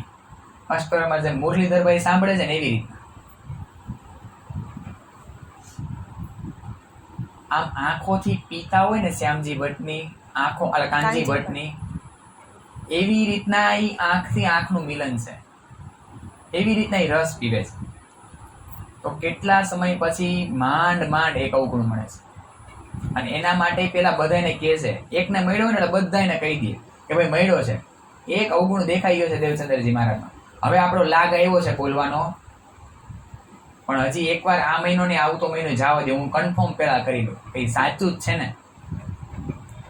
અને તમે બધા મારી ભેગા રહેજો, હું એકલો બોલીશ તો મારું જોર હાલશે, કારણ કે કાનજી ભટ્ટને વાત કેવી, અને કાનજી ભટ્ટમાં જો ખોટા પડ્યા તો આગલી વખતની જેમ પાછા આપણને ખખડાવશે. તો કે શું વાત ખબર પડી? તો કે દેવચંદ્રજી મહારાજને એવો નિયમ છે કે જ્યાં સુધી આત્માને ખોરાક ન મળે ત્યાં સુધી દેહને ખોરાક આપતા નથી. એનો નિયમ હતો. એ કહે છે કે એ તો ભાંડા આહાર કા, આની અંદર જેટલું આ ને હવન દેવું, જેટલું હોમો ને, આમાં ઇન્દ્રાવતીજી પ્રકાશની અંદર કહે છે આને તો કોઈ ભૂખ ભાવટ નહીં, અનંત જન્મોની ભૂખ હોય ને આ શરીરને એવું લાગે છે કે આજે હવારે નાખ્યું, હવારથી હાંજ સુધી આમાં હોયમાં જ રાખી, હવાર પડે ને પાછું ભૂખ્યું છે.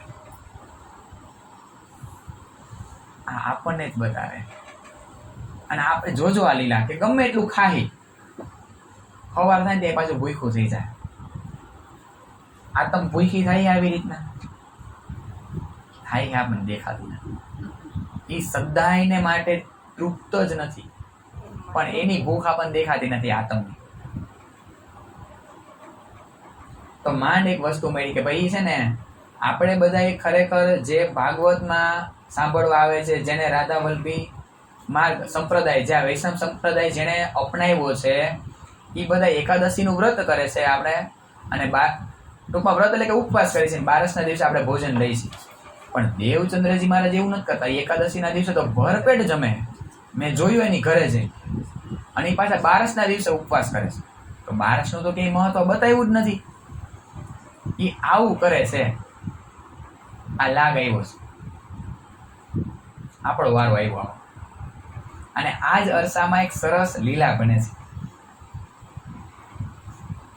અહીંયા મધુ મહેતા આવ્યા છે નવાનગરની અંદર, જામનગરની અંદર. તો એ રાજાને ત્યાં કોતવાલ હોય ને, એમના સિપાઈ ત્યાં લેખન કાર્યનું અને વાંચન કાર્યનું કાર્ય સંભાળે છે, નોકરી કરે છે રાજાને ત્યાં.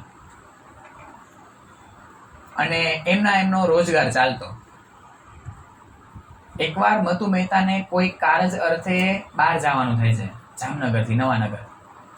તો કહે છે દેવચંદ્રજી મહારાજને કે મેં જેટલું કાર્ય હતું એ તો પતાવી દીધું છે, પણ જો મારે આવતા વહેલા મોડું થાય તો જો આ કોતવાલ પાસે કાંઈ લેખનનું કાર્ય માટે તમને બોલાવવા આવે મધુ મહેતાનું નામ લઈને, તો તમે જાજો અને લખવાનું અથવા વાંચવાનું જે કાંઈ કાર્ય હોય ને એ નિપટાવી દેજો એમને એમ. એટલે ઉપાધિ નહીં એમ. તો મારે જો કદાચ આવવામાં વહેલા મોડું થાય તો દેવચંદ્રજી મહારાજ કે ભલે વાંધો નહીં. અને હાચે કાંઈ એવું બન્યું કે એમને આવતા વાર લઈ, અને એ જ અરસામાં એ કોતવાલને લખવા વાંચવાનું, કારણ કે ભલે દેવચંદ્રજી મહારાજ કે લખવા વાંચવા નથી ગયા, પણ એ કોઈ ધર્મગ્રંથની અંદર ગયા બધું શીખેલા છે, અને લખતા વાંચતા ધર્મશાસ્ત્ર બધાનું જ્ઞાન છે. તો કોતવાલને જરૂર પડે છે આવી રીતના લેખન કાર્ય માટે, અને સેવકને મોકલે છે કે તમે જઈ અને મધુ મહેતાને બોલાવી આવો. અને કીધું હતું કે જો મધુ મહેતા ન હોય તો મધુ મહેતા કહેતા ગયા છે કે એમના પુત્રને બોલાવી આવવાના છે. તો જો એ ન હોય તો એમના પુત્રને બોલાવી આવો. સેવક આવે છે, અને એ જ અરસામાં દેવચંદ્રજી મહારાજ સેવા પૂજા કરતા હોય. કોની સેવા પૂજા કરતા હોય છે? બાકે બિહારીના વાઘા વસ્ત્રે. પણ એ વાઘા વસ્ત્રે જે સ્વરૂપે દર્શન આપ્યા હતા, એ સ્વરૂપનો ભાવ લઈ વૃંદાવનની અંદર જે રાસ રહીમાં છે, એ બાકે બિહારીનો ભાવ લઈ સ્વરૂપને ચિત્તમાં લઈને હર હંમેશ સાક્ષાત સ્વરૂપે એમની સેવા કરે. અને સેવામાં એવી રીતના સેવા કરતા હોય કે જાણે એ સ્વરૂપ સાક્ષાત જ છે, ભાવમાં પહોંચીને. एक तमन्ना प्रीतम मेरी, दिल में बसा लो सूरत तेरी। एक तमन्ना प्रीतम मेरी, दिल में बसा लो सूरत तेरी। हर पल तुझको निहारा करूं मैं, हर पल तुझको निहारा करूं मैं। पियो पियो मुख से उचारा करूं मैं, पियो पियो मुख से उचारा करूं मैं। एक तमन्ना प्रीतम मेरी, दिल में बसा लो सूरत तेरी। रोज सवेरे उठकर प्रीतम तुझको शीश नमाऊं मैं, रोज सवेरे उठकर प्रीतम तुझको शीश नमाऊं मैं। प्रेम भाव से बात बात का नित श्रृंगार कराऊं मैं, प्रेम भाव से बात बात का नित श्रृंगार कराऊं मैं। हाथों से आरती उतारा करूं मैं, हाथों से आरती उतारा करूं मैं। पियो पियो मुख से उचारा करूं मैं। एक तमन्ना प्रीतम मेरी, दिल में बसा लो सूरत तेरी। तन मन से जो सेवा करो वो सब कुछ तुझको अर्पण हो, तन मन से जो सेवा करो तो सब कुछ तुझको अर्पण हो। खाओ वो प्रसाद हो तेरा, पियो वो चरणामृत हो। खाओ प्रसाद हो तेरा, पियो वो चरणामृत हो। चरणों में तेरे गुजारा करूं मैं, चरणों में तेरे गुजारा करूं मैं। पियो पियो मुख से उचारा करूं मैं। एक तमन्ना प्रीतम मेरी, दिल में बसा लो सूरत तेरी।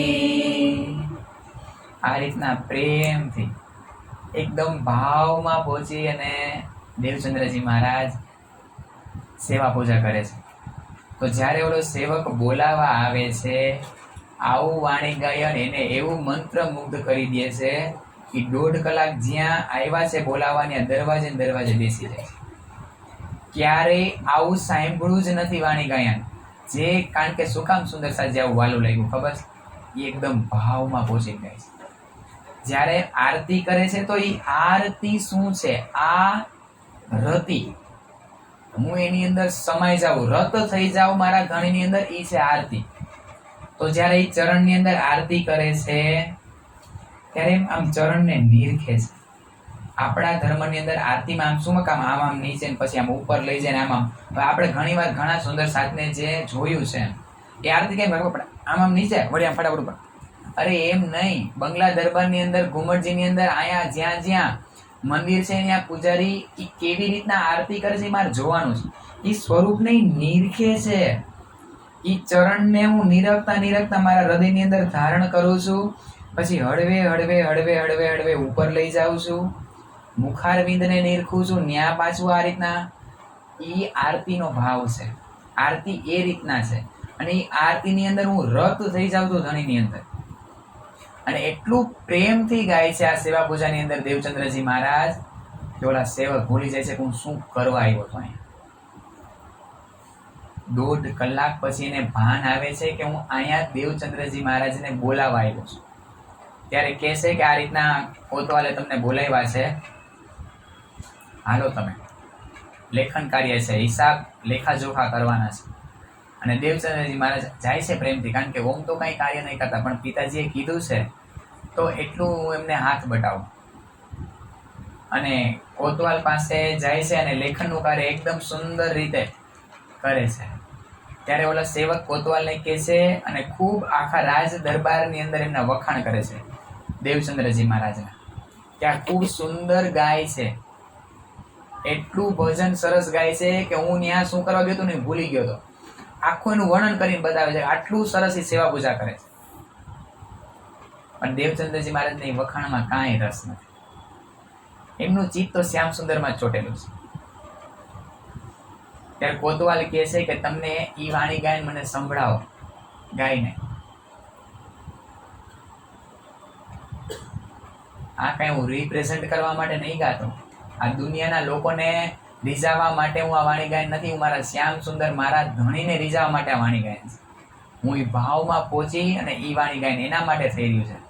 કઈ આ પ્રસ્તુતિ થોડી છે, એ શક્ય નહીં બને. હું એના માટે ગાઉં છું. તો કે તમે મારા નોકર છો, સેવક છો, હું તમારો માલિક છું, હું કહું એમ કરવું પડે.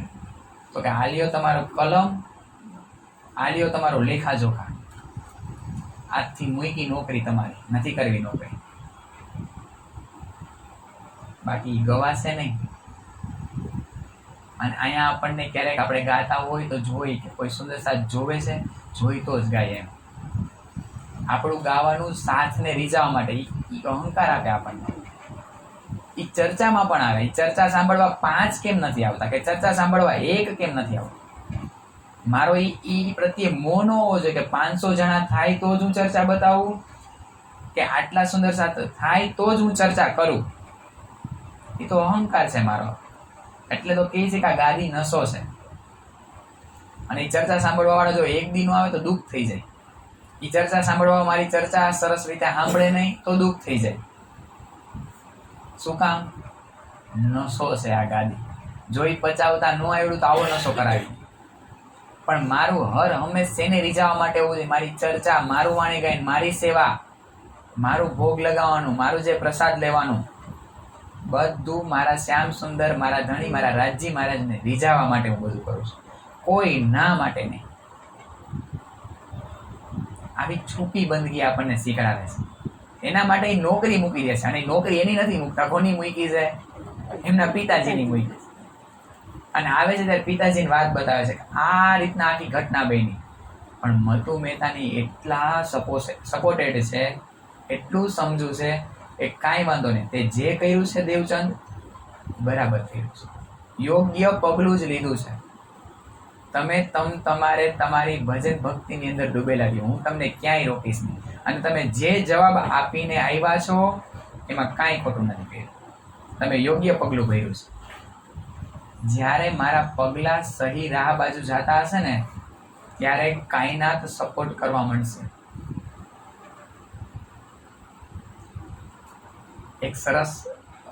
एक सरस डायलॉग है, अगर किसी चीज को पूरी शिद्दत से चाहो तो पूरी कायनात तुम्हें उनसे मिलाने की साजिश में लग जाती. एक बार शिद्दत थी, एक बार आम दिल देने धनीने प्रेम करी रही, થોડીક વાર હામાં થાય પછી કાયનાત તમારા બેના મિલનની ચાહના કરશે કે હર હંમેશી ગોપીનું એના રાજ્ય સાથે મિલન કેમ થાય. તારા નજાઉ ચર્ચા સાંભળવા તારો સમય થઈ ગયો હોય જાને. આવું ઘરના કહેશે કે જે એક દિવસ હામાં થતા હતા, જે એક દિવસ સામા, પણ મારે દ્રઢ રહેવાનું છે. મારા ધણી બાજુનો પ્રેમ મારો આવો અડગ, આવો દ્રઢ હોવો જોઈએ. ઈ કાયનાત પલટી જાય અને આપણને થાય કે બધામાં ફેરફાર થઈ ગયો. ફેરફાર થયો નથી. ઈ અંદર આવીને ધણીએ હોયના ઘોકા માર્યા છે. ઈ કરાવવાવાળા કોણ છે સુંદર સાતજી? આમાં હુકમ લેવાનો. મારી સરળતા માટેના હુકમ નહીં લેવાના. આ કર્યું એ ધણીના હુકમે કર્યું, આ ભાવ લેવાનો. તો આવી રીતના મતુ મહેતા કહે છે કે ના, તમે યોગ્ય જ કર્યું છે. કે જે મતુ મહેતા એને પરાણે ખેંચીને લઈ જવા માટે તૈયાર હતા ભુજનગરથી ઉમરકોટ, આજે ઈ મતુ મહેતા શું કહે છે? જે કર્યું બરાબર કર્યું. પરિસ્થિતિ બદલી ને, પણ કેટલો સમય લાગ્યો? પહેલી વાર આવ્યા ત્યારે 13 વર્ષના હતા, અને આ વાતો બતાવે છે ને લગભગ 35 વર્ષના હોય, 30 વર્ષના હોય, 40 વર્ષની નજીક પહોંચવા આવ્યા હોય. તો એને 20-25 વર્ષ કે 10 વર્ષમાં જે એટલી રાહ જોઈ ને, એનામાં ધીરજ છે. આપણામાં ધીરજની કમી છે.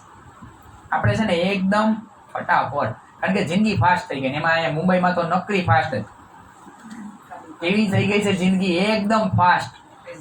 આપણે એટલો ફેરફાર એવો ફાસ્ટ જોઈએ. આવશે સુંદર સાજી ફાસ્ટ. અહીંયા આવવું હોય તો આયુર્વેદિકની ગતિ એ જ હાલવું પડશે. એ સ્વીકાર્ય છે તો જ આમાં આપણે ટકી શકશે, નહીં તો ફગવાઈ જાય આમ ક્યાંય ના ક્યાંય. તો આ એક લીલા મને સમજાવે કે આ ધૈર્ય બતાવે. જો મતુ જેવા મતુ મહેતાને ફેરવી નહીં તો જયારે મુંડન કરાવીને આવ્યા ત્યારે નો કહેવાના વચન કીધા હતા. અને હવે એને ખબર પડી ગઈ મતુ મહેતાને કે જો વધારે નો કહેવાનું કહી દીધું તો આ ઘર છોડી નીકળી જાય. આને કાંઈ પડી નથી, આને કાંઈ નિસ્બત નથી અમારી યારે, એની પત્ની યારે, એના બાળકો યારે. એને બિહારીજી જમનાબાઈમાં કઈ. અને ઈ લીલા તો સુંદર સાચી કેવી જબરી. પૂરેપૂરા વૈરાગી છે, પૂરેપૂરા સન્યાસી છે, પણ હરિદાસજીએ કીધું કે તારે ગૃહસ્થ ધર્મનું પાલન કરવાનું છે. તો ગૃહસ્થ ધર્મનું પાલન પૂરેપૂરું શિદ્દતથી. બાળકોય છે, આપણને ક્યાંય આંગળી ચીંધવાનો એ સ્વરૂપ ઉપર મોકો જ નહીં મળે. તમારે આમ હતું ને અમારે બહુ અઘરું, તમારે હેલું હતું ને અમારે અઘરું. અને એ ગૃહસ્થ ધર્મનું પૂરેપૂરું પાલન કર્યું છે. એ સંન્યાસી નહોતા. તો હવે આપણે એમ ન કહી શકી કે જે પન્ના ધામની અંદર, મંગલપુરી ધામની અંદર, નવતનપુરી ધામની અંદર અથવા કોઈ મંદિરની અંદર એમને જ રાજ્ય મળે કે નહીં આપણને? બસ મારે ચાલ મારા હાદી જેવી છે. આ એક એક હાદીની લીલા આપણને આમ છે ને પાકા બનાવે, આમ જબરજસ્ત. કુંભાર માટલાનું ઘડતર કરે ને એમ આ વિતકના વચનો, આ લાલદાસજી મહારાજ, આ મહામતીના વચનો આપણને આમ પાકા બનાવે. માટલાનો શેપ આપે ને આપણને દર વર્ષે કઈ કઈક નવો શેપ આપશે, અને આપણું ઘડતર કરી રહ્યા છે ધણી આપણું. તો પાકા બનાવ્યા એટલે મતુ મહેતાને ફેરવી દીધા. આ લીલા આ સમયના અરસામાં બને છે જ્યારે ઓલા સાવકાર ને ચૌધરી લોકોને આનું છિદ્ર મળી જાય, અવગુણ દેખાય છે કે ભાઈ એકાદશીના દિવસે ભોજન લીલા ભર પેટ જમે. તમે જોયું, પૂરેપૂરું ભોજન લે છે, અને બારસના દિવસે ઉપવાસ કરે છે. હવે આપણો લાગ આવ્યો. અમે તો આવું કરતા નથી ને આવું કઈ શાસ્ત્રમાં બતાવ્યું નથી. ગયા કાનજી ભટ્ટ પાસે, અને આ લોકો છે ને આવું જે કહેવા વાળા હોય ને એ કોક છુપાઈને કે કોક ભરી સભામાં કે, પણ આ છે ને છુપાઈને કે સામે કહેવાની હિંમત શું કામ ન હોય ખબર? સુંદર સાજી હાચા ન હોય ને એટલે એટલે જ કહેવામાં આવ્યું કે જે આપણને હામો અવગુણ બતાવે ને એને બહુ સાચીને રાખવાના, કારણ કે એમાં હિંમત છે, એ હાચા છે. જે આપણને હામો આમ કહી દે ને એટલે જ વાલા લાગે, એ હાચા હોય ને એ હામા આમ કહીએ. બાકી આપણે જાઈને પાછળથી વાતો કરીને એની ઉપાધિ જ નહીં કરવાની. એની ઉપાધિ કરવાની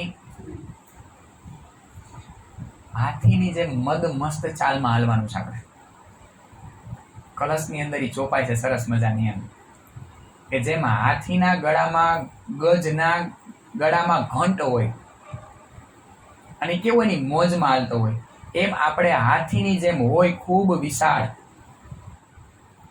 પણ જ્યારે આ રીતના ઘંટડી બાંધે છે ત્યારે આમ ડોલતો આમ કેવી એની મસ્ત ચાલમાં, એમાં તારતમ રૂપી ઘંટડી આપણા ગળામાં આપણે બાંધી લેવાની છે.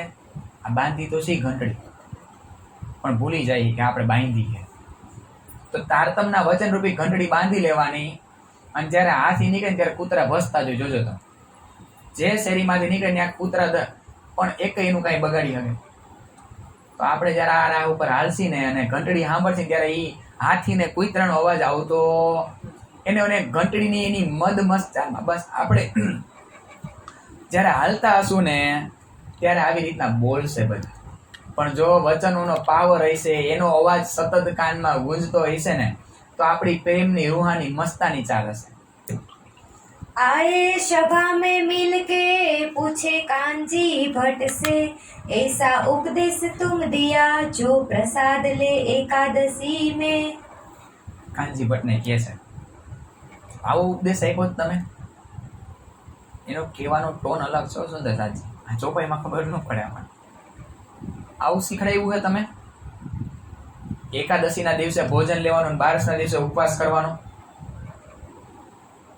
પેલા તો આમ કહેવામાં અહંકાર એટલો છે બધા ના. આવું સમજાયું હોય તો કયો, તો કે કેમ આવું બોલો છો આજે?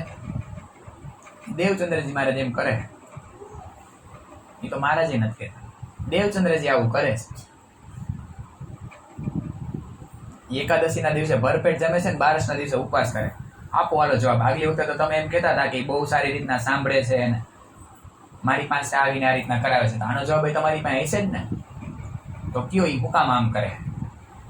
આવું શાસ્ત્રમાં તો નથી કીધું. તો શાસ્ત્ર અને અહીંયા અમે જે સાંભળવા આવી છીએ, તમારા શાસ્ત્ર અને ભાગવત કે છે એમ ચાલે છે.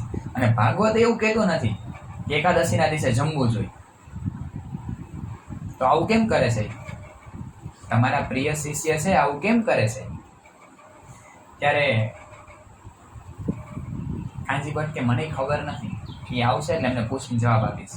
મને નથી ખબર એ શું કામ આવું કરે, પણ એટલી ખબર છે જે કાંઈ કરતા છે ને સમજી વિચારીને કરતા છે. એ એમને નહીં કરતા હોય, છતાંય મને ખબર નથી એટલે અત્યારે હું તમારા વાકમાં છું, મને ખબર નથી, અને એ વાકમાં પણ એમને આવશે એટલે હું એમને જ પૂછી લઈશ અને તમારી સામે જ પૂછીશ. એટલામાં આ વાતો ચાલે છે, એટલામાં દેવચંદ્રજી મહારાજ આવી અને સભામાં બિરાજમાન થાય છે. કાનજી ભટ્ટ કહે છે કે આ લોકોનું કેવું છે કે તમે 12ના દિવસે ઉપવાસ કરો છો અને એકાદશીના દિવસે ભોજન લ્યો છો. આવું તમે કરો છો? મને તો આ વાત માનવામાં આવતી નથી કે તમે આવું કરતા હો, પણ આ લોકોનું કેવું એમ છે, તમે આવું કરો છો? તો કે હા ગુરુજી, એવું કરું છું. ઓલા બધાય તો ઉછળી જોયું, કહેતા હતા ને મેં આમ જ કરે એમ. કાનજી ભટ્ટ કે હળવા રહ્યો, આપણે એને પૂછી તો છી. પછી પૂછે છે કે તમે આવું કેમ કરો છો? તો કે આજ નહીં, મેં 14 વર્ષથી નિયમ લીધો છે કે જ્યાં સુધી મારા આત્માને ખોરાક નથી મળતો ત્યાં સુધી મારી દેહને, શરીરને ખોરાક આપતો નથી. અને તમે એકાદશીના દિવસે ભાગવત કથા કરો છો એટલે તે દિવસે મારી આત્માને ખોરાક મળી જાય છે, એટલે હું મારા દેહને ખોરાક આપી દઉં છું. અને 12ના દિવસે તમે ભાગવત વાંચતા નથી, કારણ કે ત્યારે ભાગવતની રચના કોણે કરી? સુંદર સાજી, વેદવ્યાસજી.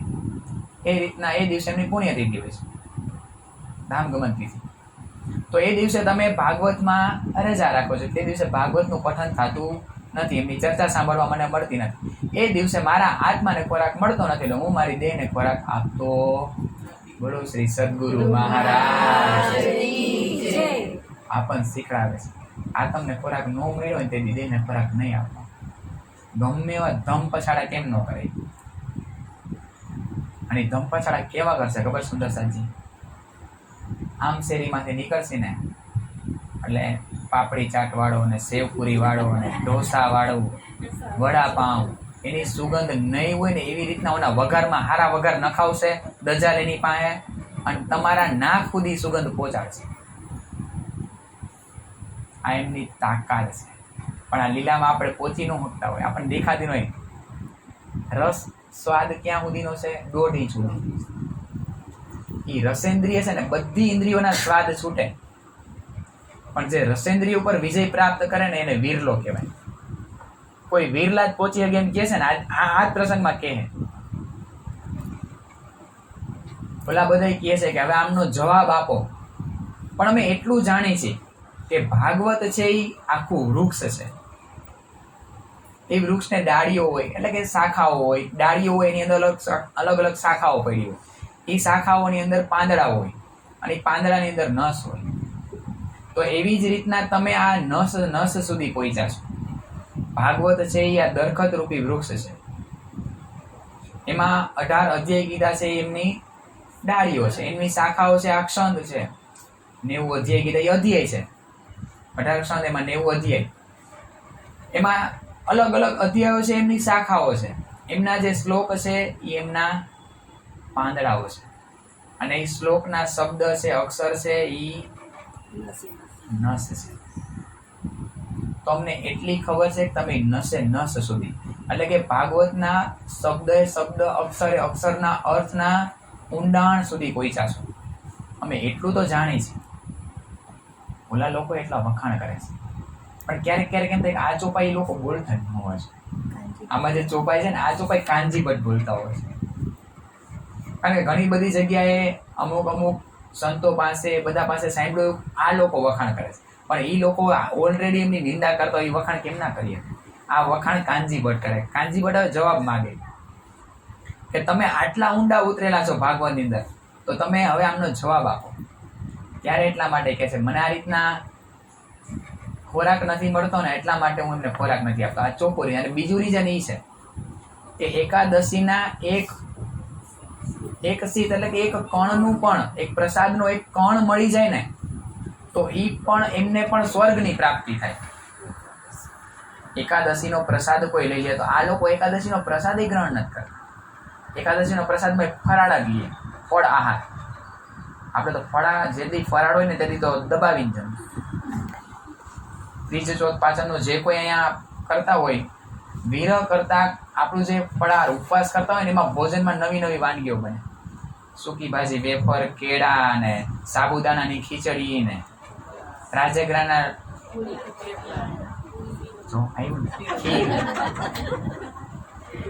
પણ ઈ શેના માટે ઉપવાસ છે? વિરહનો ઉપવાસ.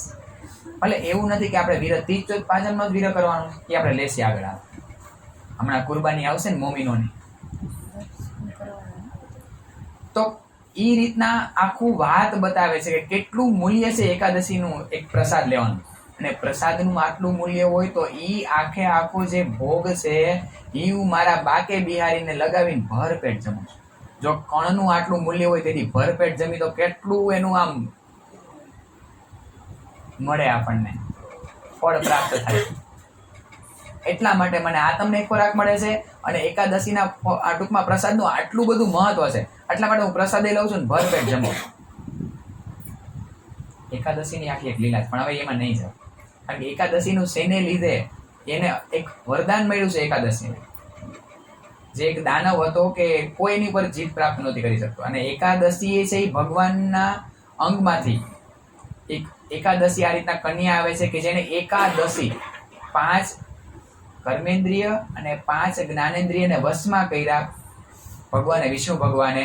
અને 11મું મન કે જેને કોઈ વશમાં ન કરે, એ 11ને બહિર્મુખીથી અંતર્મુખી કરી અને વિશ્રામ કરે છે. એ સમયે દાનવ આવે છે, ત્યારે વિષ્ણુ ભગવાનના અંગમાંથી જ આ કન્યા ઉત્પન્ન થાય છે, અને ઓલા દાનવને મારે છે. કારણ કે એ દાનવનું વરદાન હતું કોઈ દેવતાના હાથે હું મરવું નહીં. અને એ કન્યા ભગવાનના અંગમાંથી આવીને એમનો સંહાર કરે છે, અને એ મોહિત થઈ જાય છે દાનવ એ કન્યા ઉપર, અને એમ કહે છે મારી હારે લગ્ન કર. ત્યારે એમ કહે છે કે યુદ્ધની અંદર મારી સામે જે દાનવ જીતે અથવા કોઈ પુરુષ જીતે ને એની સાથે હું લગ્ન કરીશ. ઓલો દાનવ કે આને તો હું હરાવી જ દઉં ને. મુરા નામનો દાનવ હોય છે, આમને તો હું હરાવી જ દઉં ને. હરાવવામાં એ કન્યા મારી નાખે, કારણ કે ભગવાનના અંગમાંથી. અને ત્યારે ભગવાન જાગે છે ત્યારે એમ કહે છે કે આને તો કોણે માર્યો? તો કે મેં. તો કે કોણ છો? તો કે હું તમારા અંગમાંથી જ ઉત્પન્ન થઈશ. અને ત્યારે ભગવાન એને નામ આપે છે એકાદશી, કારણ કે આને વશમાં કરવાને બહુ અઘરું છે. 5 જ્ઞાનેન્દ્રિય, 5 કર્મેન્દ્રિય, એ આપણે 9 અંગોમાં લેશી કે શું છે કર્મેન્દ્રિય, શું છે જ્ઞાનેન્દ્રિય. તો એમના ઉપરથી એમને કીધું કે જે તમારું વ્રત કરશે એમને સ્વર્ગની પ્રાપ્તિ.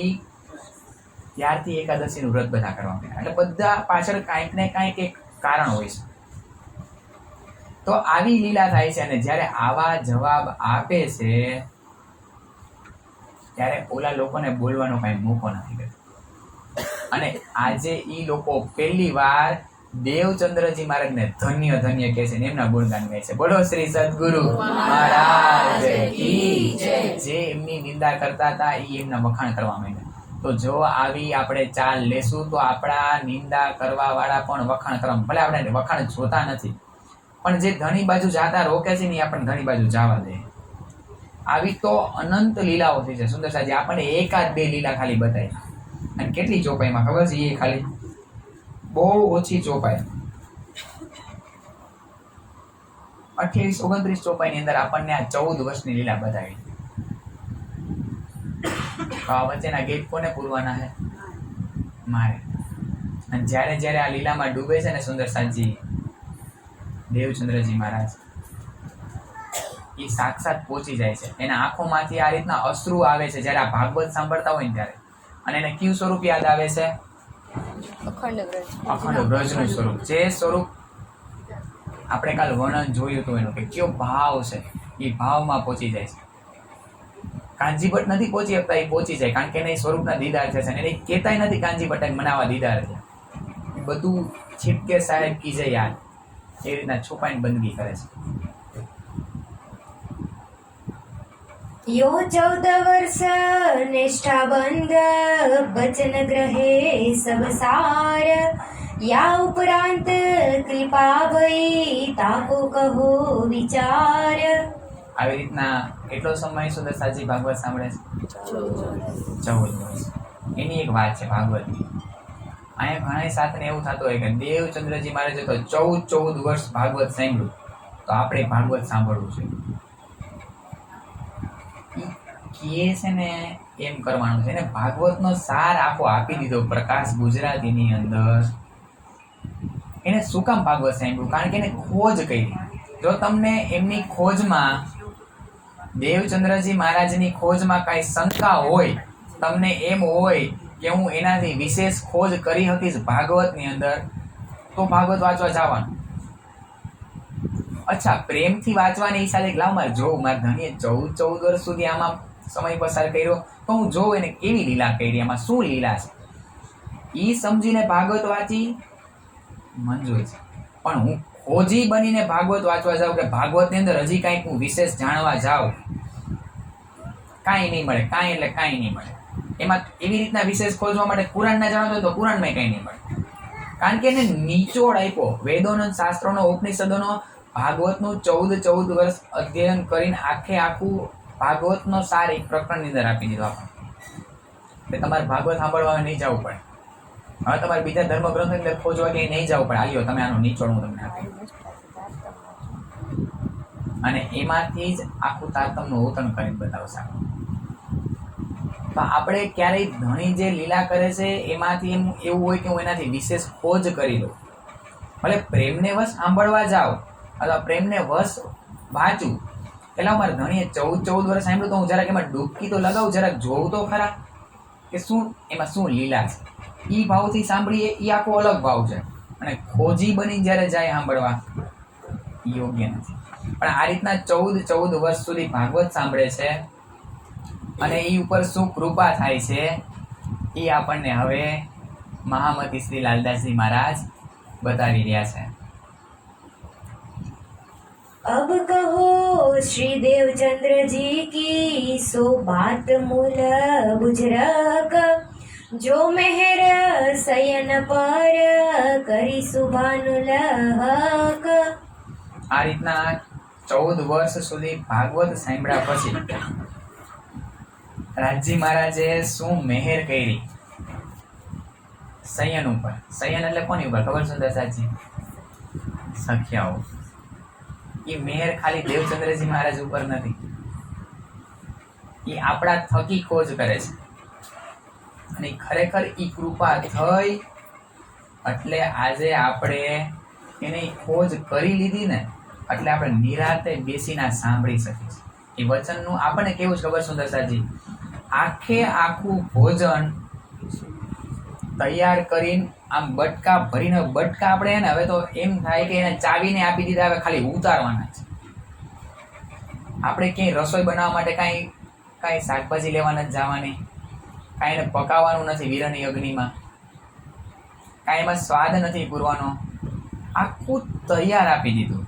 તો આ સૈયન ઉપર શું કૃપા થઈને એ આપણને બતાવે છે. 14 વર્ષ નિષ્ઠા બંધ સુનિયો શ્રી ભાગવત જબ, આવેશ લીલા ભઈ સબ નજરો આયા તબ. બોલો શ્રી પ્રાણનાથ પ્યારે કી જય. 14 વર્ષ સુધી સુંદર સાજી આ રીતના નિષ્ઠાબંધ આની ઉપર ખાલી વિચાર કરજો. કાલ બધા આવો ને 5 મિનિટ સમય કાઢી અને 14 વર્ષ નિષ્ઠાબંધ છે ને એની પર વિચાર કરવાનો. કેવી રીતના 14 વર્ષ એક દિવસ રજા નહીં. નિષ્ઠાબંધ એટલે બંધ નથી થઈ નિષ્ઠા એની. નિષ્ઠા બંધ એટલે એક દિવસ રજા નથી. આપણે મહિનાને પછી વર્ષમાં કન્વર્ટ કરો અને પછી 14 વર્ષ. અને ઈ ભાવને જ્યારે આપણી ઉપર આપણે લેવાનો. આવો પરિશ્રમ છે ને એટલે પ્યાસ જબરજસ્ત લાગી છે. અને આવી પ્યાસ લાગી છે ને એટલે આવી ઘણીએ મહેર કરી છે. બધું આમ જોઈડી છે એકબીજાને કડીઓ. તો હું જોઉં આ એક કડીઓને જોઉં ને એ પ્રમાણે હું રહેતા શીખું તો મારી ઉપર એવી જ મહેર થઈ રહી છે અત્યારે. જો હું જોઉં ને તો આ રીતના 14 વર્ષ લીલા કરીને પછી શું આવેશ લીલા થઈ. એટલે કે રાજી મહારાજે શું પ્રસાદ રૂપે આપ્યું એ બધું હવે નજરમાં આવવાનું. અને कछु कसनी भई आकार को इन समय इस ठोर पर नजरो कछु ना आया दज्जाल लड़ने लगा जोर. અહીં એક લીલા થાય છે. રાજી મહારાજના વચનો છે ને જેવા તેવા નથી. સુંદર સાચી પૂરેપૂરી પરીક્ષા લે. આ શરીરની તાકાત નથી એ વચનને આમ ધારણ કરી શકે. તો આ કસરીની હદ કરાવે છે. રાજી મહારાજ છેલ્લી પરીક્ષા લે. આંખ વિચામણીની રામતમાં હવે ખાલી દેખાઈ ગયા છે. પકડવાની વાર છે એટલી જ વાર. જે આંખ વિચામણીની રામત રાસમાં રહીમાં અને ઠેક દઈને ઠકુરાની ઠેકડો મારીને પહોંચી ગયા સામે અને સામે આવીને હવે દેખાઈ ગયા છે. પણ હજી પરીક્ષા લે છે રાજી મહારાજ. કસની કરે છે. જો ને ચકાસું આટલું કર્યા પછી રાજી મહારાજ ચકાસ. જો આ રાહ ઉપર ચાલ્યા છે ને તો પલે પરીક્ષા દેવા માટે તૈયાર રહેજો. સુંદર સાચી કોઈ પણ સ્વરૂપે આવીને કોઈ પણ વસ્તુની પરીક્ષા કરશે એવું નથી. રાજી મહારાજ પાસે પહોંચી ગયા એટલે બધું ફેલું જ છે. એટલે તો આને કાંટાળો મારક કીધો છે. ખાંડા ધાર તલવારની ધાર ઉપર હાલવા વાળો મારક કીધો. પ્રેમ ગલી અતિ સાગરી તામે દો ન સમાય. હાલવું છે બે એટલે તમે ખુદને મિટાવી દેજો. એના રૂપમાં રત થઈ જવા ચાહતા હોય તો જ આ માર્ગ ઉપર આવજો. આપણને ચેતવે છે. નહીં તો અહીંયા જેવા તેવાનું કામ નથી. અને પછી ગોઈતા નહીં જડો નહીં આ બાજુના રહ્યો નહીં ઓલી બાજુના રહ્યો. આ રસ્તા ઉપર આવેલા છો તો બધું આવશે. આ ભેડ બકરીનો માર્ગ નથી. આ ઊંટ કતાર નથી. આ ચીટીહાર નથી. એક હાઈલી જા બીજી માહામાં હાઈલી જા. અહીંયા છે ને ક્વોલિટી જ મળશે. અહીંયા ક્વોન્ટિટી નહીં હોય. એટલે તો અહીંયા કેટલા છે 35 40 50 60 જ છે. શું કામ? ક્વોન્ટિટી છે. ક્વોલિટી છે. ક્વોન્ટિટી તમારે આખા મુંબઈમાં મુંબઈમાં અત્યારે 2 જગ્યાએ પીતક થાય છે. મુંબઈની વસ્તી કેટલી છે અંદાજે? કરોડોમાં હશે. 5 કરોડ 10 કરોડ પકડીને આલો. એમાંથી 2 મંદિરે થઈને ક્વોલિટી કેવી મળી? બધી 100 150 બધી 200 સુંદર છે. ધણીને એવા જ જોઈએ. બાકી અહીંયા જેવા તેવા હાલી શકે એનું કામ જ નથી. અહીંયા ચાલી જ નહીં શકે જેવા તેવા. એટલે આપણને આમ ચેતવે છે કે આ માર્ગ ઉપર ચાલ્યા છો તો પરીક્ષા દેવા માટે તૈયાર રહેજો. આ કસની હદ કરે છે. હદ એટલે કે રાજી મહારાજ નો લેવાની પરીક્ષા લેશે. આપણને ટેસ્ટ કરશે કે હજી તને હું વધારે ગમું છું, તને માયા વધારે ગમે છે કે માયાના કોઈ સંબંધો વધારે ગમે છે. તો અહીંયા તાવ આવવાનું ચાલુ છે. દેવચંદ્રજી મહારાજને જવર તાવ આવવા માંડે છે. પણ ભાગવત સાંભળવાનું છોડતા 1 દિવસ થાય છે, 2 દિવસ થાય છે. તો હવે તાવ એટલો છે કે શરીરમાં ભોજન જાતું નથી. અને પહેલાના જમાનામાં લોકો આવું કરતા. કારણ કે મેં મારા બા દાદા વખતે જોયું. એ લોકો માંદા પડે ને એટલે જમવાનું છોડી દે. એટલે ઓટોમેટિક 3-4 દિવસમાં સાજા થઈ જાય. એ દવા ન લે. કોઈ દેશી ઓહોળી પહેલા ન કરે. અત્યારે આપણે શું કરીએ? કાં દેશી ઓહોળી કરીએ કાં સીધી ટીકડી જ. એલોપેથી. આ જે શરદી થાય એટલે હાંજે મટી જ જાવી જોઈએ એમ. તાવ આવે એટલે ડોલો પીવાની 500 પાવર 750 પાવર, કારણ કે ધીરજ રહી ગઈ. સુંદર છે. એટલે એ લોકો પેલા એવું કરતા કે ઓટોમેટિક અહીંયા આને આપવાનું છોડી દે એટલે ઓટોમેટિક છે ને એ અંદરો અંદર જે રોગ પ્રતિકારક શક્તિ આવે, શ્વેત કણ ને બધી અંદર અંદર લડાઈ કરવાનું મૂકી દે એટલે ઓટોમેટિક હાજર થાય અને થઈ જાય. સુંદર છે. એવું નથી. આ હવામાં વાતો છે એવું નથી. જે આ મોટી ઉંમરના હશે એ લોકોને પૂછજો, અથવા એમના પૂર્વજો છે એમને ખબર આ રીતના એ લોકો હાજર થઈ જાય. અને બહુ વધારે સમય સુધી મટે નહીં તો દેશી ઓળિયા ચાલુ કરે તો એ લોકો થઈ જતા હાજર. તો અહીંયા 1-2 દિવસ તાવ આવવાનું ચાલુ કરે છે તો જમવાનું છોડી દે, પણ ભાગવત સાંભળવાનું છોડતા નથી. પવન ન લાગે એટલે કાન ઉપર બાંધી અને સાંભળવા જાય છે. 3 દિવસ, 4 દિવસ, 5 દિવસ જમવાનું એક કણ મુખારવિંદમાં જાતું નથી, છતાં બેસી રહેવું. ખાલી વિચારવું, ખાલી સુંદર સાજી આ ભાવમાં પહોંચવું છે. આપણને એક દી માથું ખાલી દુખતું હોય ને, માથું, તોય આપણે એમ કંઈક વાણી વાંચવી નથી ગમતી, મને આજ માથું દુખે છે. આપણે ખાલી આ વિતકને સાંભળી લેતા નથી. મારે શું કરવું છે? સાંભળી લેવું છે. સાંભળીને એને લેવું છે, ગ્રહણ કરવું.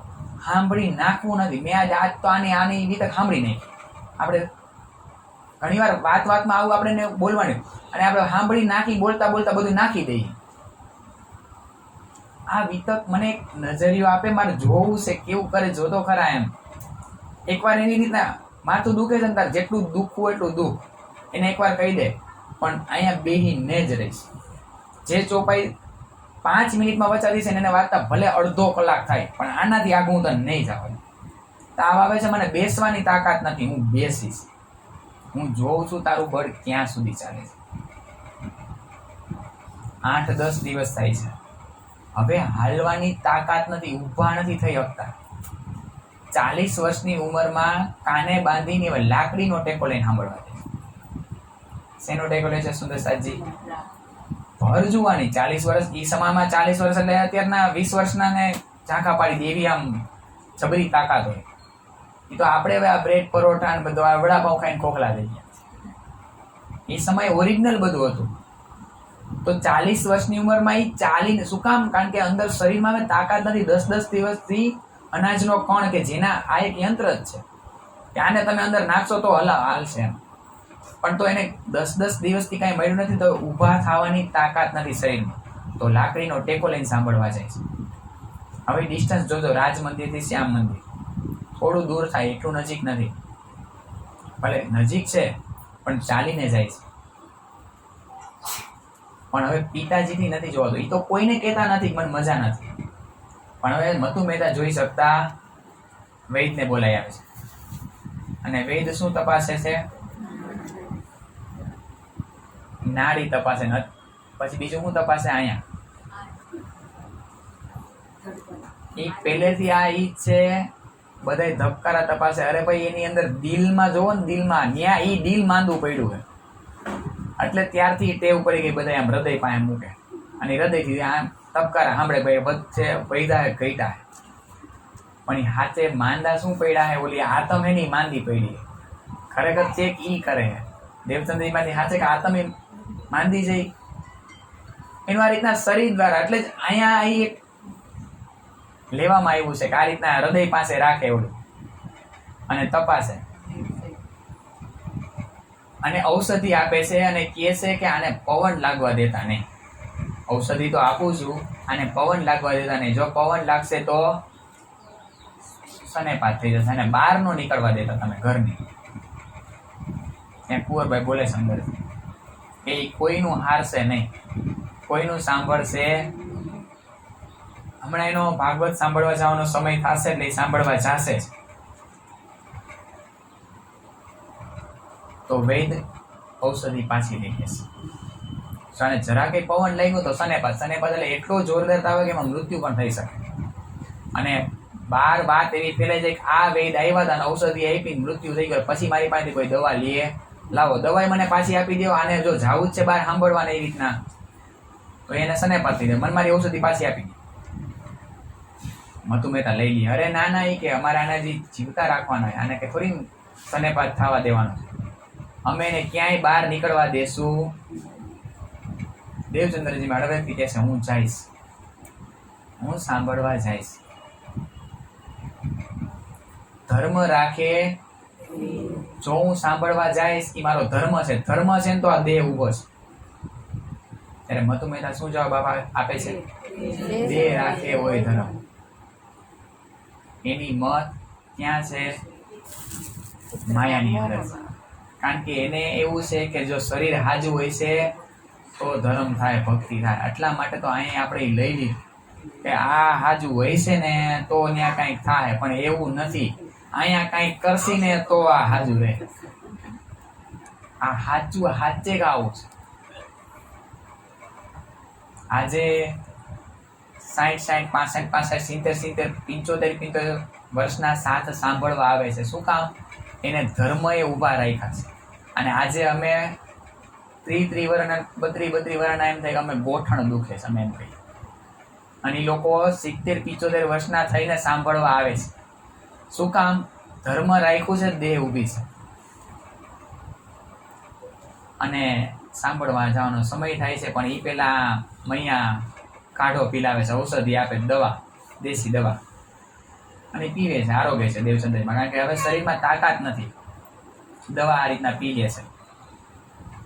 અને જેવો સાંભળવા જવાનો સમય થાય એટલે લાકડી લઈને ઊભા થાય છે, કાને બાંધ્યું, અને રૂમની અંદર જે રીતના બાંધવાનું એ બધું લેવા જાય છે, એનો સામાન બધું.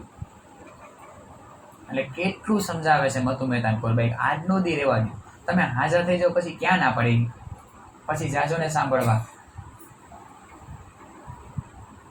કોઈ સાંભળવા જાય છે, પણ જેવા ઘરમાં લેવા જાય છે એટલે મતુ મહેતા દરવાજો બંધ કરી દે, દરવાજાની બારી ઊભા રહી જાય છે. હવે હું જોઉં છું કે તમે કેવી રીતના જાઓ છો. આમ તો માનતા નથી, અને ખબર પડી કે દરવાજો બંધ કરી દીધો એટલે એકદમ આમ આકુળ વ્યાકુળ થઈ ગયા. આ લોકો સમજતા કેમ નથી? સ્વાતસ્યા સખ્યાના ભાવમાં પહોંચો. જેમ દરવાજા બંધ થયા હતા ને, એ શું જાણે વર નહીં એનો વાલયો, તો જાતા વારે છે વન. અરે ભાઈ હું એમ નથી મરી જવાનો, કેમ તમે સમજતા નથી? તમે મને નહીં સાંભળવા જવા દો ને તો મારી આત્મ સાંભળવા જાય, પણ હું સાંભળવા જઈશ ને જઈશ જ. પણ કોઈ આજ સાંભળતું નથી. મૈયાની સામે, કુંવરભાઈ સામે નથી જોતા, અને મતુ મહેતા એક શબ્દ સાંભળવા તૈયાર નથી. ત્યારે કહે છે કે રે મૂર્ખો મેં મરને કા નહીં. આજ માતા પિતાને મૂર્ખો કે જેને માતા પિતા દેખાતા જ નથી, જે એના ધણીના વચ્ચે આવે છે એને જીવ રૂપે મૂર્ખ લાગે છે. કેમ સમજતા નથી તમે લોકો? હું એમ નથી મરી જવાનો, છતાંય ખોલતા નથી ને, ત્યારે ચક્કર ખાઈને ભૂમ ઉપર પડી જાય છે. પણ આ દ્રશ્ય મતુ મહેતાને ખબર નથી. બારીમાંથી કુંવરભાઈ જોઈ લે છે, કહે છે કે દ્વાર ખોલો, દેવચંદ્રજી મહારાજ પડી ગયા છે. દેવચંદ્રજી નીચે આ રીતના ચક્કર ખાઈને પડી ગયા. એને એમ કે આ ખોટું બોલીને મારી પાસે દરવાજો ખોલાવવામાં આવે. નથી ખોલતા ત્યારે કઠણ શબ્દો કયો છે, અને ધક્કો મારીને દરવાજો ખોલે છે. જોઈ તો દેવચંદ્રજી મહારાજ બેહોશ મૂર્છિત થઈ ગયા છે, આંખો ચડી ગઈ છે, શરીર સાવ ફીક્કું પડી ગયું છે, ચેતન કાંઈ રહ્યું જ નથી શરીરની અંદર, આફડા ફાફડા થઈ જાય છે. હવે મતુ મહેતાને અફસોસ થાય છે કે મેં આમ કેમ કહ્યું. કહે છે કે ભટજીનો બોલાવો આવ્યો, હાલો હું તમને મૂકી જાઉં. એ તમને જો બોલાવો આવ્યો છે, તમને તેડવા આવ્યા છે, ભાગવતમાં બોલાવો આવ્યા. આજે ગયા નથી ને, વધારે વાર લઈ ગઈ તો કાંજી વટે મોકલા. કોઈ દી એવો સમય નથી આવ્યો કે દેવચંદ્રજી મહારાજ નો આવ્યો હોય ભાગવતની અંદર. આજે ભાગવતની અંદર ઘણો સમય થઈ ગયો ને, કોઈ ચાને તમે કામ કરીને બોલાવી લેવો. કહે છે કે ભટ્ટનો બોલાવો આવ્યો છે, હાલો તમે. કાંઈ શબ્દ બહાર નથી આવતો, બોલતા જ નથી. આમાં એમ કહે છે અડધી એક ઘડી પછી, અડધી એક ઘડી લગભગ 10-15 મિનિટ પછી આંખો ખોલે છે. આંખો ખોલે છે અને ટેકો આપીને મતુ મહેતા ઊભા કરે છે, અને કહે છે કે ભટ્ટજીનો બોલાવો આવ્યો, એ તમને બોલાવવા માટે આવ્યા ભાગવતમાં, અને કહેતા હોય તો ચાલો હું તમને ન્યા મૂકી જાઉં. દેવચંદ્રજી મહારાજ એક શબ્દ સામે બોલતા નથી. આ તો હું પેલા કહેતો હતો, કેમ સમજતા નહોતા? હું આજ કહેતો હતો અને તોય સાંભળવા જાય છે, ભાગવતમાં જઈને બેસે છે, અને જેવા સાંભળીને આવે છે તાવ ચાલ્યો ગયો. દવા કઈ છે? હવે આપણે દવા બહાર ગોતતા હોય, પડી હોય આતમ માંદી, અને ઈલાજ શરીરનો કરતા હોય કે શરીરને તાવ આવ્યો. આતમ કેટલા સમયથી માંદી પડેલી ને આપણે જોતા જ નથી, ને એની દવા એક જ છે. તો આ દવાથી જેવો સાંભળીને આવ્યા તો સાવ આમ એકદમ આમ અંદર સ્ફૂર્તિ આવી ગઈ, શક્તિ આવી ગઈ, અને 2-3 દિવસમાં તો જાણે એવું લાગે કે કાંઈ હતું જ નહીં શરીરની અંદર. આ કસમીની હદ બતાવી. રાજજી મહારાજ કે આ તારી છેલ્લી પરીક્ષા. શ્યામા મારાણી કે આ છેલ્લી પરીક્ષા તારી. અને જેમ જેમ દિવસો જાવતા ગયા એમ એના શરીરનો રંગ ખીલતો ગયો, કારણ કે એમને જે જોતું હતું એ મળતું જ જાય. અને જ્યારે 10-15 દિવસ વ્યતીત થઈ જાય છે ત્યારે શું થાય છે? दिन 10-15 हुए कथा सुनत है कान, कहाँ आए दीदार दिया तुमको मेरी है पहचान. बोलो श्री प्राणनाथ प्यारे की, श्री सतगुरु महाराज की, श्री कृष्ण कन्हैया लाल की जय. वय किशोर अति सुंदर स्वरूप खेला जो वृंदावन, देख श्री देवचंद्र जी ने कहा जैसी गवाही दई माना, जैसी गवाही दई माना. बोलो श्री प्राणनाथ प्यारे की जय. કોણ પ્રગટ થયું સુંદરસાજી? સાક્ષાત ધામના ધણી કૃષ્ણજી. આમ જોવે છે ને, સમય કેવો છે ખબર સુંદરસાજી? ભાગવતની અંદર અત્યારે એવી જ ચર્ચા થઈ રહી હતી કાનજી ભટ્ટ દ્વારા. એ વ્રજની લીલામાંથી આ રાસની લીલાઓનું, વ્રજનું રાસની લીલાઓનું જ વર્ણન ચાલી રહ્યું છે ભાગવતની અંદર. અને એ જ સમયે સાક્ષાત ધામના ધણી કયા સ્વરૂપે આવે છે? મૂળ સ્વરૂપે. વય કિશોર અતિ સુંદર સ્વરૂપ ખેલા જો વૃંદાવન ની અંદર કયું સ્વરૂપ ખેલું છે? ભલે કૃષ્ણજી ખેલા છે, પણ ભજનાનંદ વેશ ની અંદર ક્યાં વાઘાની અંદર આવ્યા છે? મૂળ વાઘાની અંદર. એટલે અહીંયા કીધું કે વૃંદાવન ની અંદર રમવા વાળું સ્વરૂપ આવ્યું. પણ અહીંયા લાલદાસજી મહારાજ તો જાણે છે કે આ કયું સ્વરૂપ છે. ચારે બાજુ પ્રકાશ પ્રકાશ પ્રકાશ ફેલાઈ ગયો છે. અને રાજજી મહારાજનું મુખારવિંદય પણ એટલું નૂરમય છે. એની અણિયાળી આંખો છે, આવી સરસ મજાની એની નાસિકા છે, ગોર વર્ણ છે, એકદમ મુલાયમ એમના ગાલ છે, ઘુંઘરાલા કેસ છે, અને ગુલાબની પંખુડિયા જેવી મુલાયમ એના અધૂર છે. અને જ્યારે આવીને આમ સ્મિત એમ મુસ્કુરાય છે દેવચંદ્રજી મહારાજ સામે, ત્યારે દેવચંદ્રજી મહારાજ એકી ટસે એને જોઈ જ રહે છે. કારણ કે સુંદરસાજી આજે 40 વર્ષથી જેની ખોજમાં હતા એમના એક દીદાર કરે છે. જ્યારે એને જોવે છે ત્યારે એમ ખબર પડે છે કે આને હું કંઈક ઓળખું છું, મેં આને ક્યાંક જોયા છે.